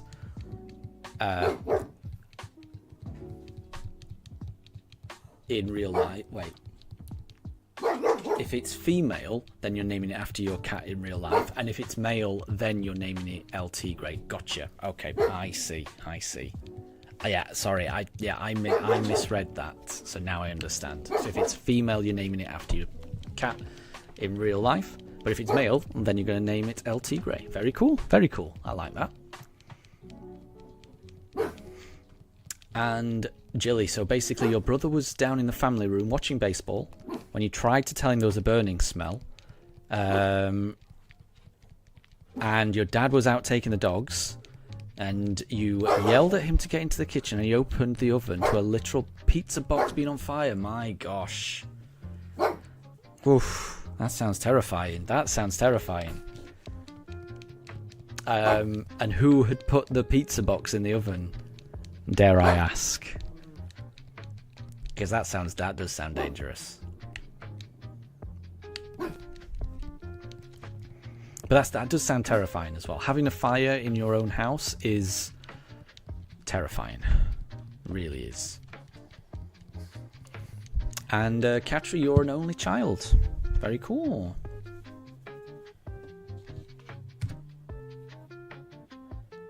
Angela, your brother did not care at all. There you go. Yeah, when I was younger, me and my brother were involved in a fire in the house. But this was when there was no adults around. So this was during the 6-week holiday, the summer holidays in the UK. So my dad was at work. So it was just me and my brother in the house. And we were hungry, and my brother said that he could make us some sausages. So he got the frying pan, put some oil in, heat up the oil, got some sausages from the freezer, popped them in the frying pan. But the problem was that the sausages from the freezer had a lot of frozen ice around them. So when he put the sausages in the frying pan that had very, very, very hot oil, the water from the ice made flames shoot very, very, very high up. We had an extractor fan that was currently going on, so the extractor fan sucked up all of the flames. We immediately grabbed the frying pan and put it in the sink. We didn't turn any water or anything like that, because at that point we realised that water was not a good thing in this situation, and the frying pan went out. But there was the extractor fan. There was a bit of smoke coming out of the extractor fan. We got tea towels and we whacked the extractor fan and got rid of, because it was on. I think it was on fire for a little bit, and we managed to get tea towels and put it out. But there was still smoke coming from the extractor fan above the cooker. So I wasn't sure how to stop the smoke coming out, because it was just, smoke was just coming out more and more, and I couldn't get at it because it was inside the extractor fan. So I called 999 just for a bit of advice, how can I put out a fire that's within the extractor fan? Because I just wanted to, because I was really worried what my dad was going to say. And the people that I spoke to at the fire on the other end of 999 said, "You're not going to be able to put that out. We're going to send a fire engine immediately." To which I said, "No, please do not do that. I don't want the neighbours knowing. Just tell me how to put out this fire." And they said, "No, we're sending a fire truck." So then I started to really panic, and I was like, "Okay, fine." And I just went back to try and put out the fire. Oh, what is 999? That is the number you call for the emergency services in the UK. So if you're in the US, I think the number is 911. But in the UK, it's 999. It's just the emergency services. You call that number, and they say, "Do you want fire, ambulance, or police?" So when I went back into the kitchen, I saw my brother trying to put out this fire that when I'd left it, there was just a few wisps of smoke. But when I came back after speaking to the fire department for it was only a 5-minute conversation. And again, I was telling them, do not come out. I just want to know how to put it out. And they were saying, you're not going to be able to put it out. When I went back into the kitchen, the whole ceiling was on fire. It had got so bad, I had to get my brother immediately out. The people at the fire department were very knowledgeable, so I'm very glad that they immediately knew that they needed to send someone out immediately, and that we wouldn't be able to put out that fire because we could not put out that fire. The whole kitchen was on fire. Yeah, the fire department had to come out. They came in with hoses. All my neighbours came out. They took really good care of us. And I was very shaken by the whole thing. But yeah, it just goes to show, just if you're not sure, call the emergency services and listen to what they've got to say. Because, like I say, if you know, I did not want. I thought we could deal with it, and I was wrong, and they were right. And I'm glad that they didn't listen to me. I'm glad that they sent out the fire truck when they did, because the house did not get burned down. Only the kitchen was a write-off because they arrived so quickly. But yeah, if I'd left it any longer, then the whole house would have gone up. So it is scary. Jilly, that's why you need to defrost meat when you take it out of the freezer. Exactly. And yeah, you do not put something frozen with ice in a frying pan of hot oil. Water and oil, and ice is basically water, do not mix. It equals a fiery explosion. Yeah, so you're right. And so I've missed a bit of chat, so apologies. So Deb, Jilly has something similar to you. You can tell what's cooking at home every morning just by the smell. That's impressive. There's a fan short circuit, and you told your family there was a burning smell. Oh, well, I'm hoping that sorted it. Because yeah, it's good to be aware of stuff like that. So well done, Deb. You've got to be on. Yeah, you can't. If you do smell something burning, go investigate. So right on, Deb. Well done. Well done. Katri, can you tell your mom's old house story if you want to? Absolutely, if you want to. And Deb, you've had incidents too. You took a remote car motor and saw 2 wires. So you put it inside an AC circuit and there was a boom. You were 9 or 10 years old. That sounds really scary. I hope you're okay. I hope you were okay. That does sound scary. You later learned that the motor needed a Oh, right. So you put it into an alternating current source, but it needed a direct current source. And that's what caused the motor to explode. Yeah, I wouldn't know anything about that. Yeah, I would have made the same error. Yeah, it's not something I would have thought. But yeah, you have alternating current and you have direct current, and yeah, you don't want to get those two mixed up. Yeah, I don't know too much about electronics, but yeah, that sounds scary. So I hope you're okay.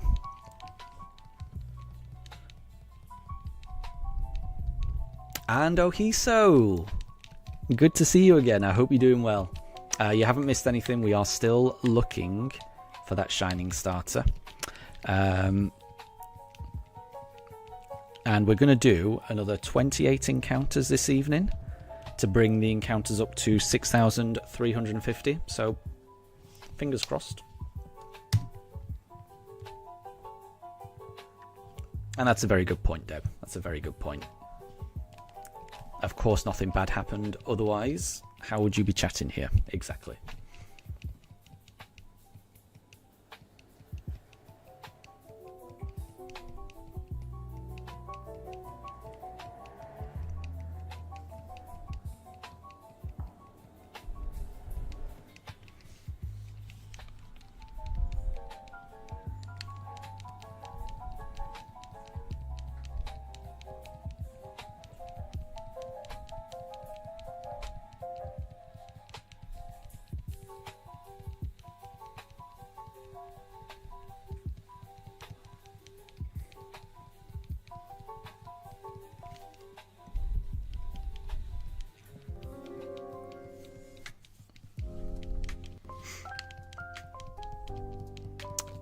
So Katri, one time you were at your aunt's house and your mum was at her house with a balloon and it floated to her on its own. You swear the place was haunted? Possibly.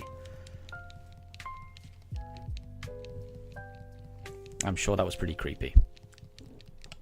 But it could have just been a breeze. But you never know.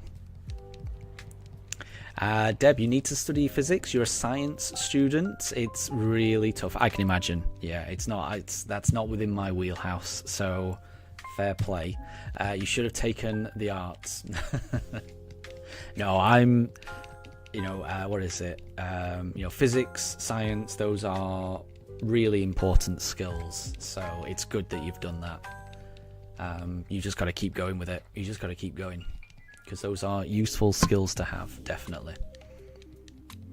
Katri, every time you were sleepy there, you would see ghost orbs. Oh, I don't know what ghost orbs are. Sounds scary, though.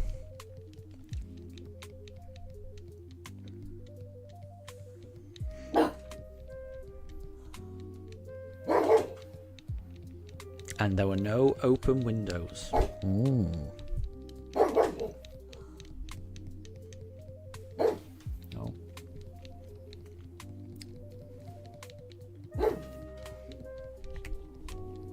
I think Daruk agrees that's spooky.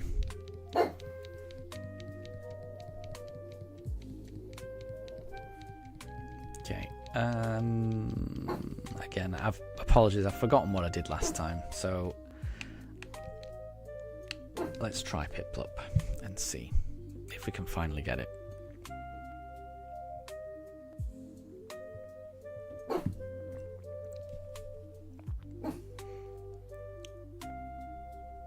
It's not shiny though. It's not shiny. So we're going to do another 25 encounters tonight. There's still a chance. There's still a chance.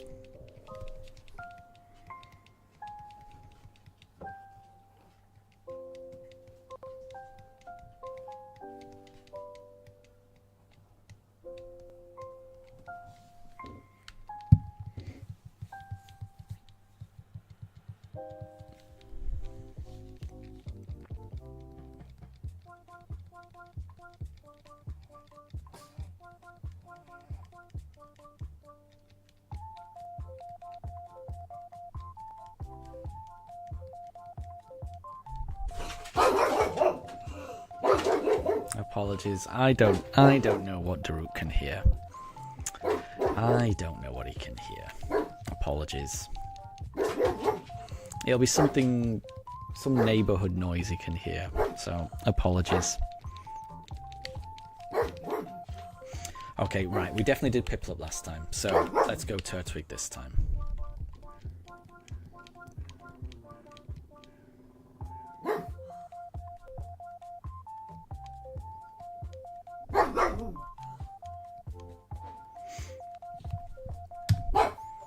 And Jilly, what scares you are spiders. Yeah, I'm very, very similar. I've got a bit of a spider phobia. And Katri, you're the same. Yep. Oh, but Jilly, you've just bit your tongue while sneezing. I'm sorry to hear that. That sounds painful. I do not like it when I accidentally bite my tongue. It's really painful. I know it's really painful. And it can be painful for a really long time with me. It's a horrible feeling, that. So I hope you're okay.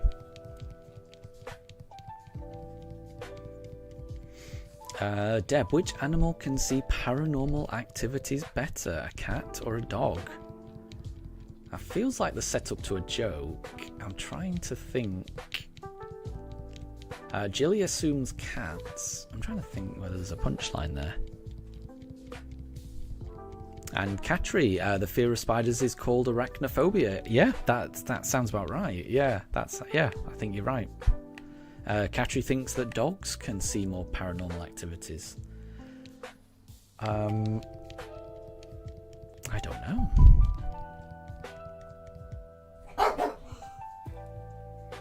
Oh, and Ohiso, you worked with a guy who had a phobia of holes.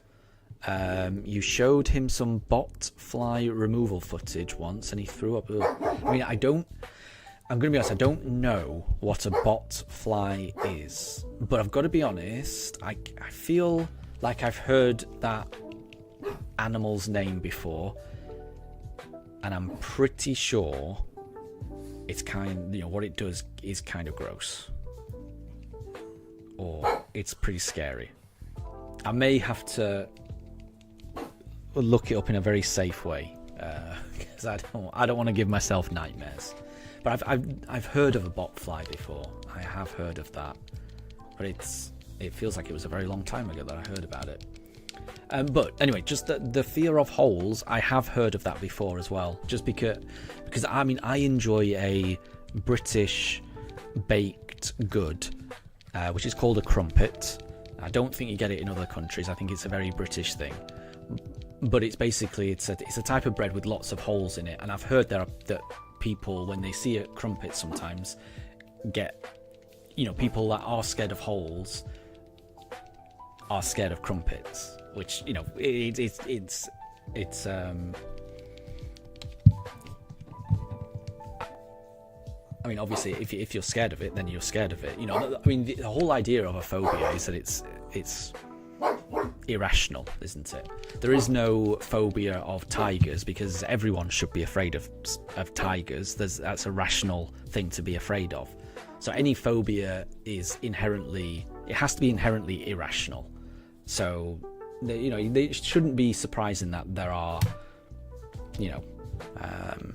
phobias for odd things like holes. Everyone's gonna be scared of something. So it's a fly that burrows into the flesh, and when it gets removed, it leaves a deep hole. That rings a bell. I remember. I think I do remember hearing about that when I was younger and being a bit scared about it. Yeah, that's. I thank you, because at least I don't need to look that up now. Yeah, I think I remember being very glad that we don't have anything like that in the UK, thankfully. And so dogs and cats can get them a lot in Australia. Oh no. Oh, I'm sorry to hear that. That's ugh. And Jilly, I don't blame you. I'm pretty squeamish now as well. Yep. Deb, what scares you? Your death without being able to do anything. Yeah. I mean, I guess that's a very rational thing to be scared about, honestly. I think everyone would be scared of that, definitely. And Raiden, I guess they don't like holy things. Yep, exactly. Yeah. Yep. I guess they don't like holy things either. They don't like things with holes or holy things. Katri, I wouldn't look it up if I were you. I think that the description is enough. I wouldn't look into that any further. It sounds horrible. I would save yourself and not bother looking it up, honestly. But Deb, you like spiders. They remind you of Spider-Man. Every time you imagine if you can gain their strength. Interesting. Yeah, that's a nice way. That's a nice way to think about it. That is a nice way to think about it, actually.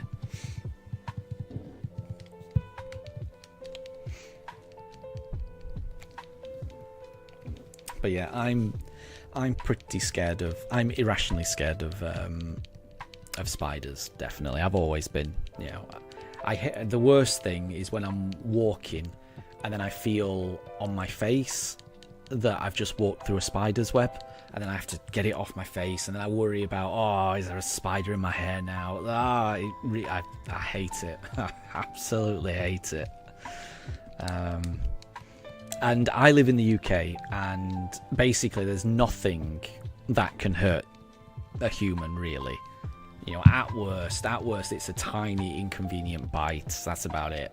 So I know I've got nothing to worry about, but still, it freaks me out. It freaks me out because it's irrational. You can't control a phobia. It's that's why it's a phobia. It's irrational.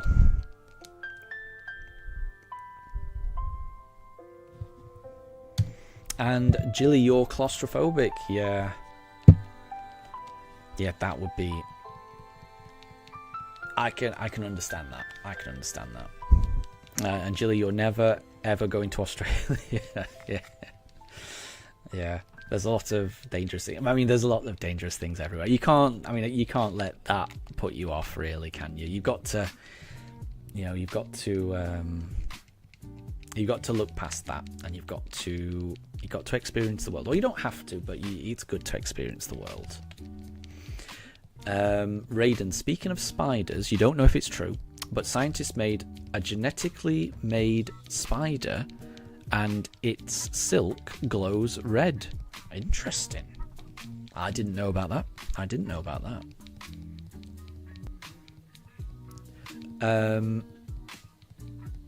So Deb, you have astigmatism. I don't know what that is. Raiden, you're scared of heights? Yeah, I think I'm a little bit scared of heights, actually. I never thought I was, but then there have been a few times where I have been up somewhere high and I've not liked looking up over the edge. My stomach drops a little bit when I look really far down, when I'm really high up, when it's windy as well. And so I think maybe I've got a little bit of a fear of heights as well. I try not to let it stop me from doing things, but I do feel that, a little bit of sense of dread if I get too high. Like I said, I try and not let it stop me from doing stuff, but yeah, I know what you mean.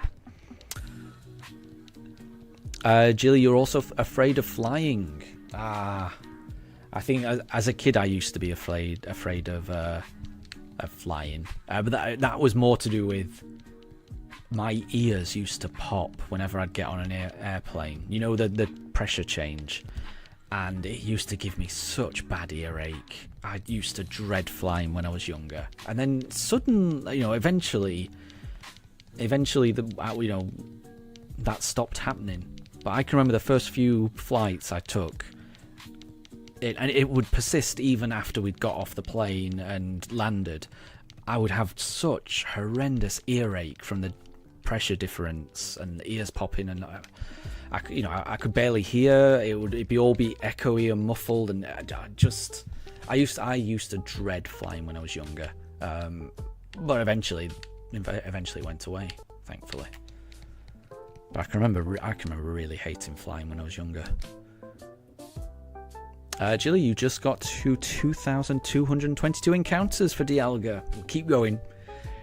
You will get there.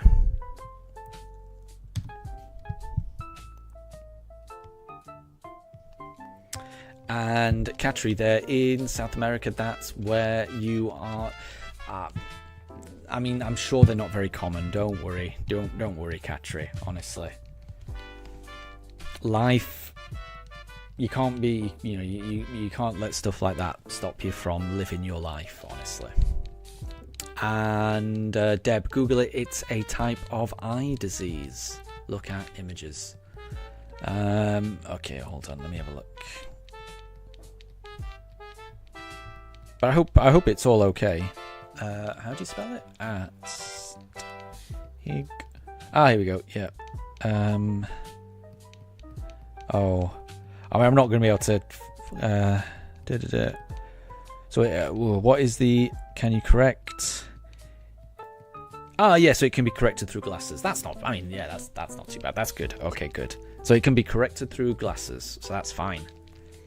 Nothing wrong with wearing glasses. All of my family wears glasses apart from me, and I do think glasses look kind of cool. So part of me kind of wishes that I wore glasses. It's a silly thing to want, but I do like glasses. I'm sure once my eyesight starts failing as I get older,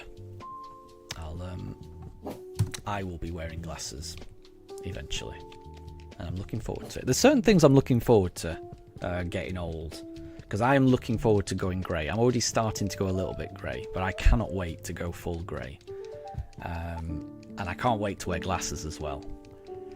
So there's a few perks to getting old. I'm looking forward to those two things.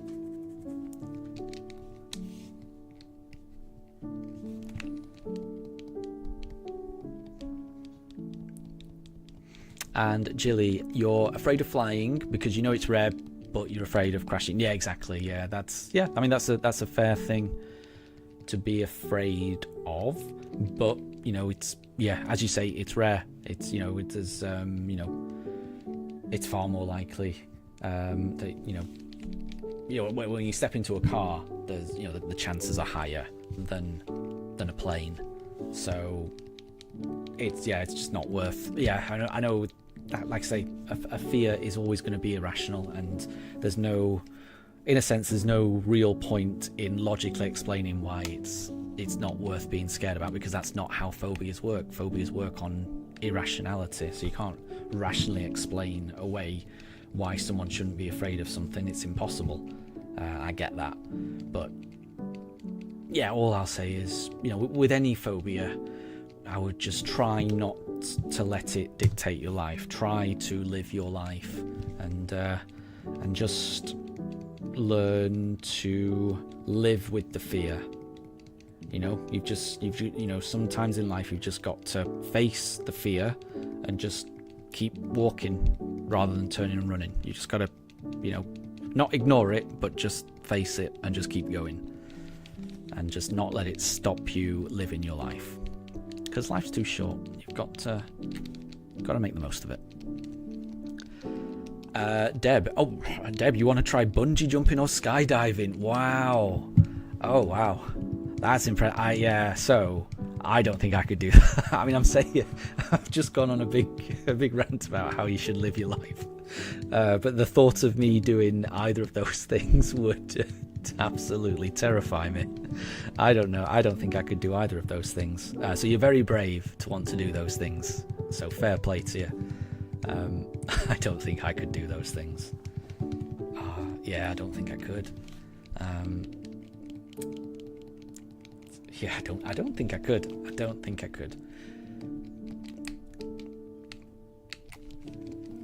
But fair play to you for wanting to do that, because I think that's really brave, because that is scary, in my opinion. So Debbie, you use specs, but for your eye power, not astigmatism. Okay, there you go.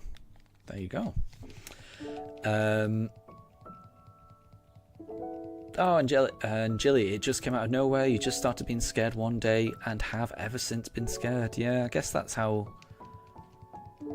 it can happen. I guess that's how it must happen, because I guess none of us are inherently scared of anything. It's all behavioural. It's all things that we are. It's all everything that we're scared of is through our own encounters and perceived behaviours in others and our environment and things like that. When we're born, we're not scared of anything. So yeah, I get that. Just every now and again,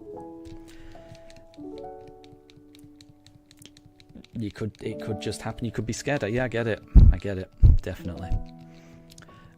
Jilly, you have to take meds for flying. They make you sleepy and calm. And there you go. I mean, that's one way to deal with it, isn't it? Yeah, and then that doesn't stop you from doing the things you need to do.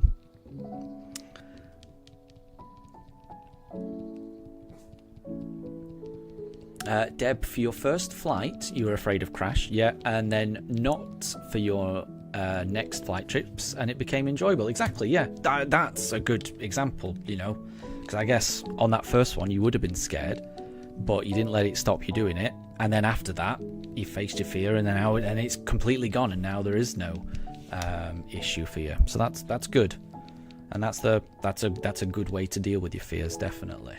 So well done. And Jilly Johnson, the sad Pokemon song, exactly. Deb, you even tried paragliding when you were a kid, and you want to try again. Again, impressive. Paragliding makes more sense to me. I still feel like I'd be too scared to do it, but in my mind, at least there's an enjoyable bit to paragliding, because you're gliding. I can imagine that being quite fun, you know, being able to turn and go and glide. It would still be scary, but I could see the appeal of it. I'm going to be honest, bungee jumping or skydiving, it just feels like both of those are just, to me, it's just utter terror the whole way down. I don't know where, in my own mind, I can't imagine where the pleasant bit is in either of those activities. I'm sure there is a pleasant bit. I'm sure there's a part where you enjoy it, and everyone is different. But yeah, if it was me, I can't imagine any part of the skydive or bungee jump where I'd be like, oh, I'm enjoying this. In my mind, I would just be screaming at myself for why have I put myself in this position? This is awful. When is it going to end? Yeah, and I guess there might be a sense of relief that it was over at the end, but that doesn't feel like it would be worth all that time and effort and stress. But paragliding, I think, would be different. Like I say, at paragliding, there would still be that nervousness of, being high up. But in my mind, you're up, actually being able to direct where you go. And I could imagine that being a really enjoyable experience once you're up there. Definitely.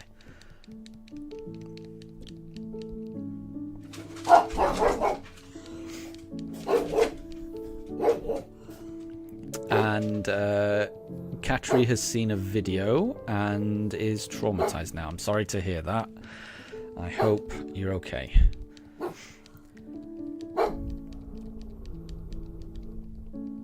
Oh, Anjali, so the meds you take, they're not sleeping meds, but they do calm you down, and a side effect is sleepiness. So that makes sense. That makes sense.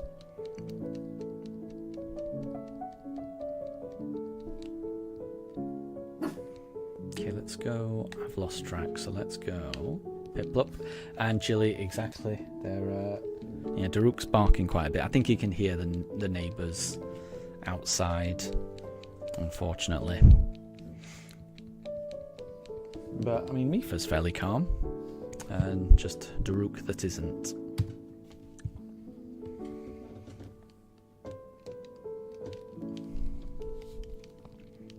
Katri, you'll never be the same. Oh, I'm sure you will. Don't worry.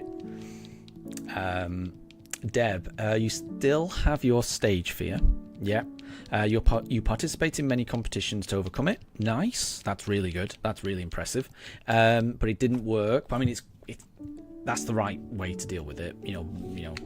Just going for it. So I mean, that's still really brave of you to do it, to try and overcome it that way.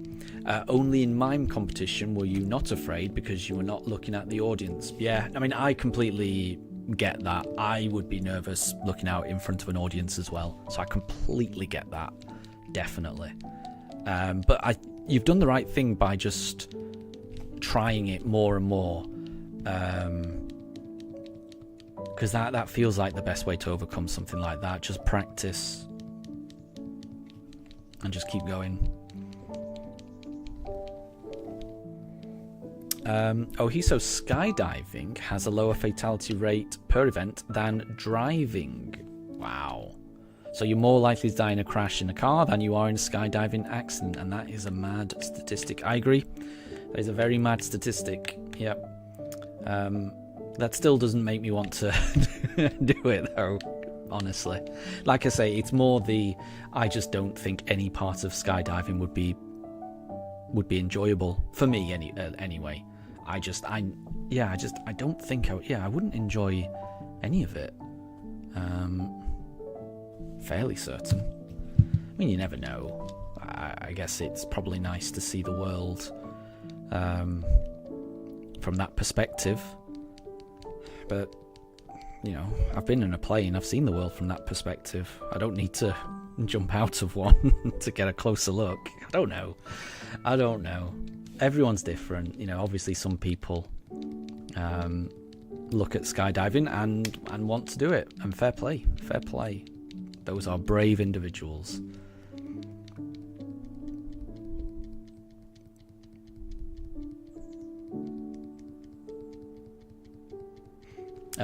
So Google Earth is better than skydiving. Yes, I mean, in my opinion, definitely. Yeah, zooming in on Google Earth, It's kind of fun. It's certainly what I would rather do, definitely.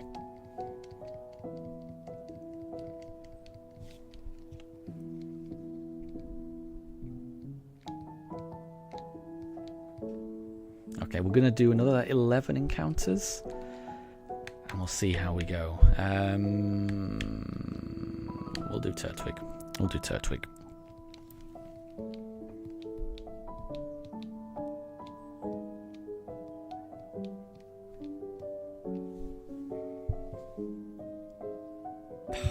No. All right, 10 more. 10 more.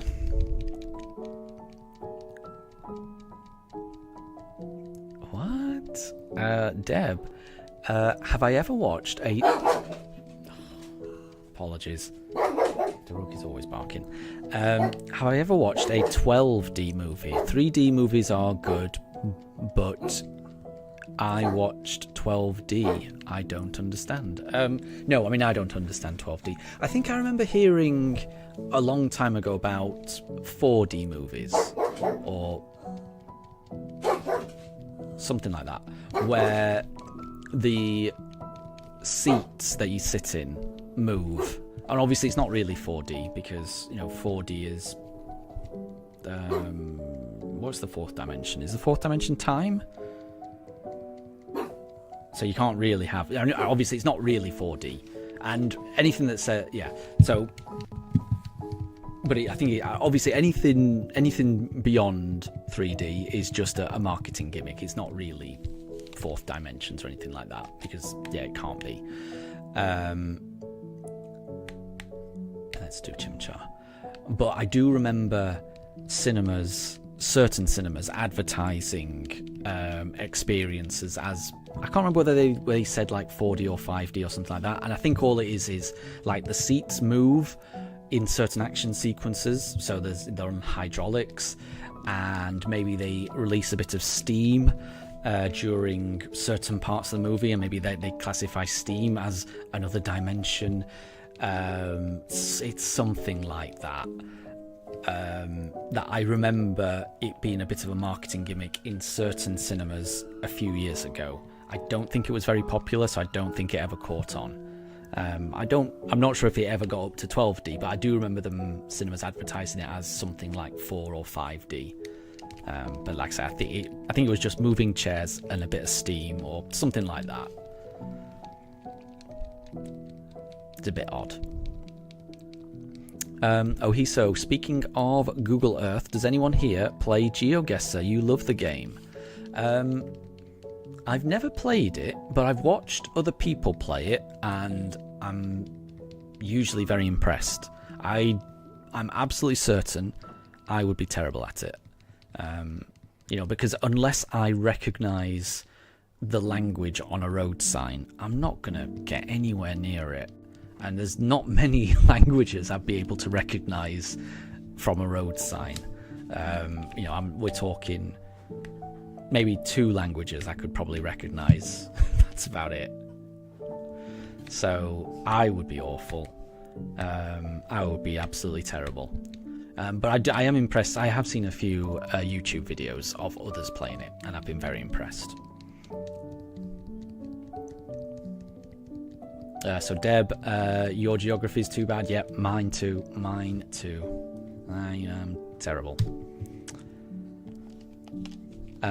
So if you get a sub, you can do your own hometown, city, etc. And you'd learn fast. There you go. You're not going to cut. This is not a sponsored message. Interesting. Yeah, I mean, it's something to look into. And Jilly, you'll be right back. You've got to start getting ready for your meeting. Absolutely. Well, good luck for it.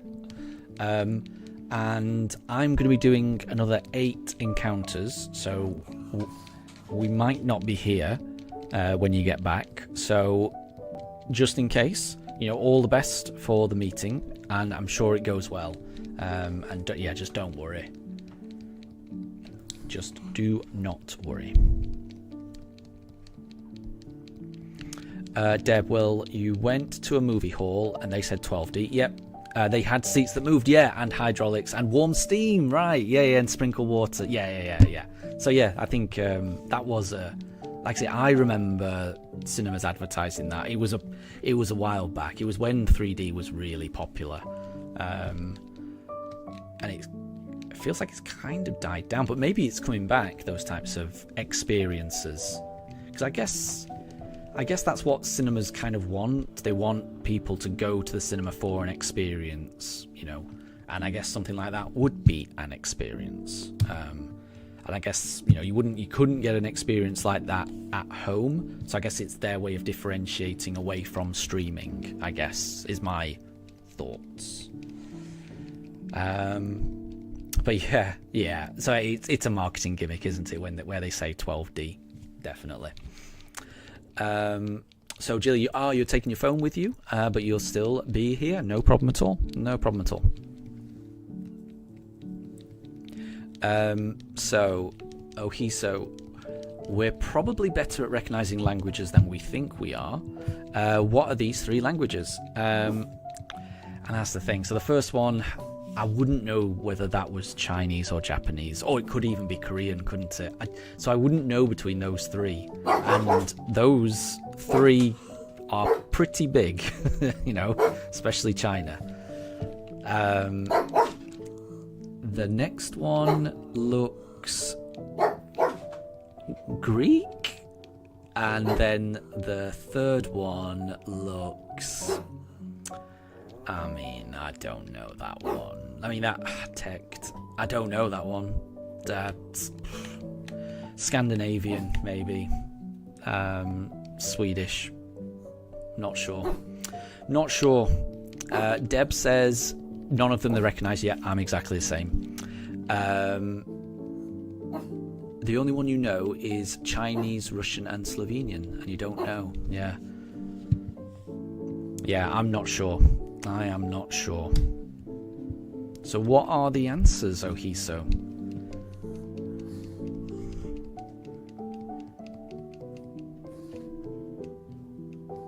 Because I think the middle one might be Greek, because I recognise some of the letters, but that's from maths. So I recognise the mu. Yeah. So very good, not bad at all. Japanese, Greek, and Russian. There you go. So the one I was fairly confident on Greek, but that's because I know a little bit of maths, so I recognise some of the letters from maths. But I wouldn't have got Russian. And there's no. I wouldn't have known between the Chinese, the Japanese, or Korean. That's the tricky bit.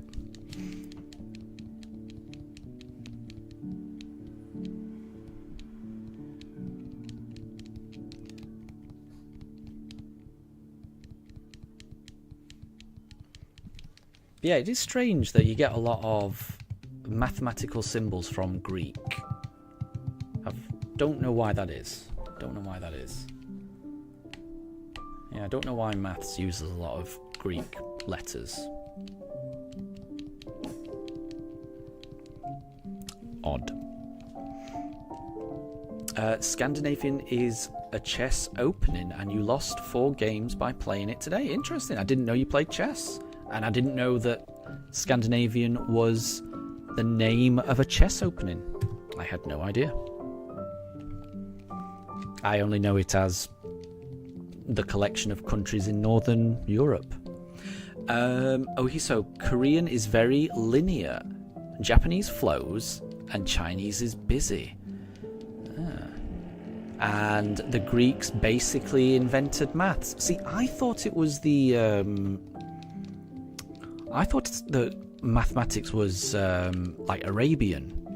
I didn't think it was Greek. But it would make sense if it was the Greeks that invented it, because, the way it's taught at least in the UK, they use a lot of Greek symbols. But for some reason I thought like, I thought it was, Arabian. I thought, that area invented maths, honestly. So I'm surprised. I didn't realise it was Greek. I'm sure maybe it must be like, the the people of Arabia and Babylon, that they invented, the numbers.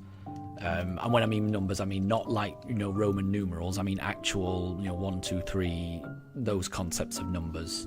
I don't know what you call them. What we understand to be numbers rather than Roman numerals. Might be wrong. In fact, I'm almost certainly, again, I'm saying things like I know it, and I don't. I don't know it. I haven't got a clue.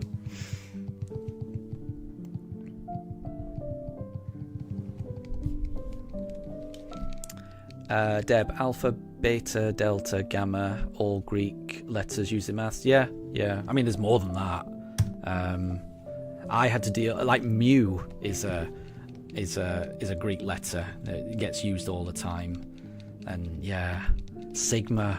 I hate any equation that uses a sigma. I used to absolutely hate it. And I really used to hate mu as well. That's used a lot in probability, and I did not like it. I really don't. It's such a horrible concept. It gives me nightmares.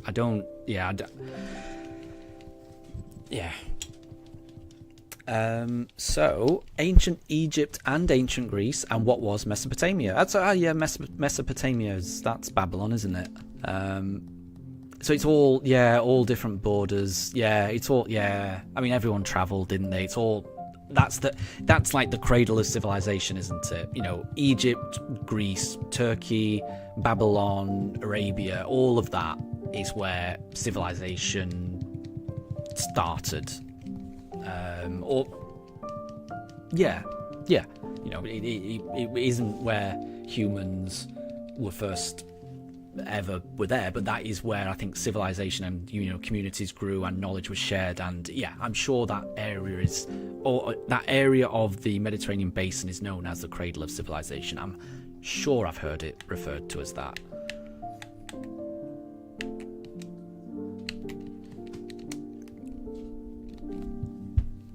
But again, I've just said something as if it's true. Again, I don't know. I haven't got a clue. See, I'm used to talking like this in real life, but on the internet, I feel like I should be more careful about what I say, because before saying stuff, I really should do my research and double check that what I'm saying is true. I'm used to just talking like I talk in real life, where I just say things and it has no real consequence. And I know I'm not talking to a huge amount of people right now, but still, it's still the internet, and I should be more responsible, and I should fact check things before saying. So just don't take what I say literally. Always do your own research. Never believe a word I say.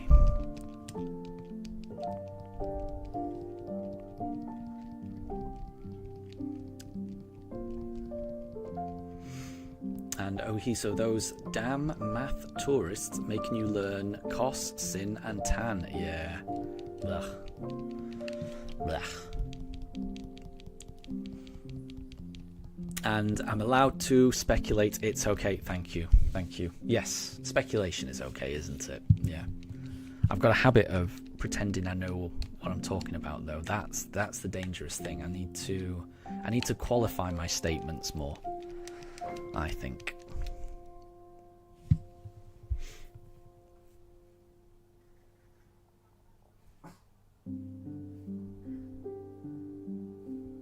Oh, it's not a Piplup. Right, we've got 2 more encounters.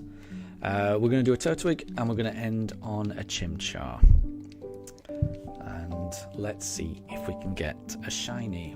Daruk is turning his head whilst looking at me right now, so I've got a feeling he is figuring out that we're almost at the end. Might be wrong. And Jilly, that bleh was funny. That's good. I'm happy to hear that.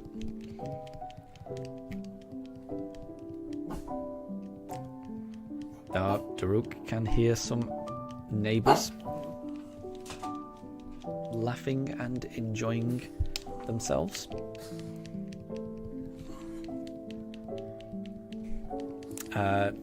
Jilly, the puppo with gold post arms. Yeah.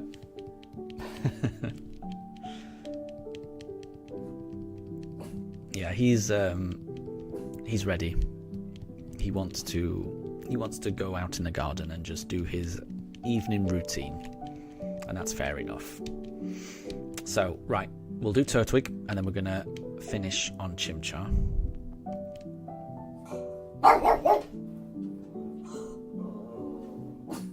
He's actually barking at me, so if you can't tell on the camera, he's actually looking directly at me. So I really do think he knows that it's about...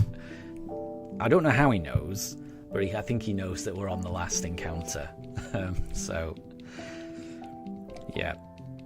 Even if we were not at 6,350, I'd be thinking that now is the right time to end the stream in any event. Deb, currently maths scholars are trying to calculate how to increase the effectiveness of medicine. That's good. I mean, that is a noble pursuit, isn't it? You know, anyone that's involved in that kind of research is probably amongst the most important people on the planet, surely.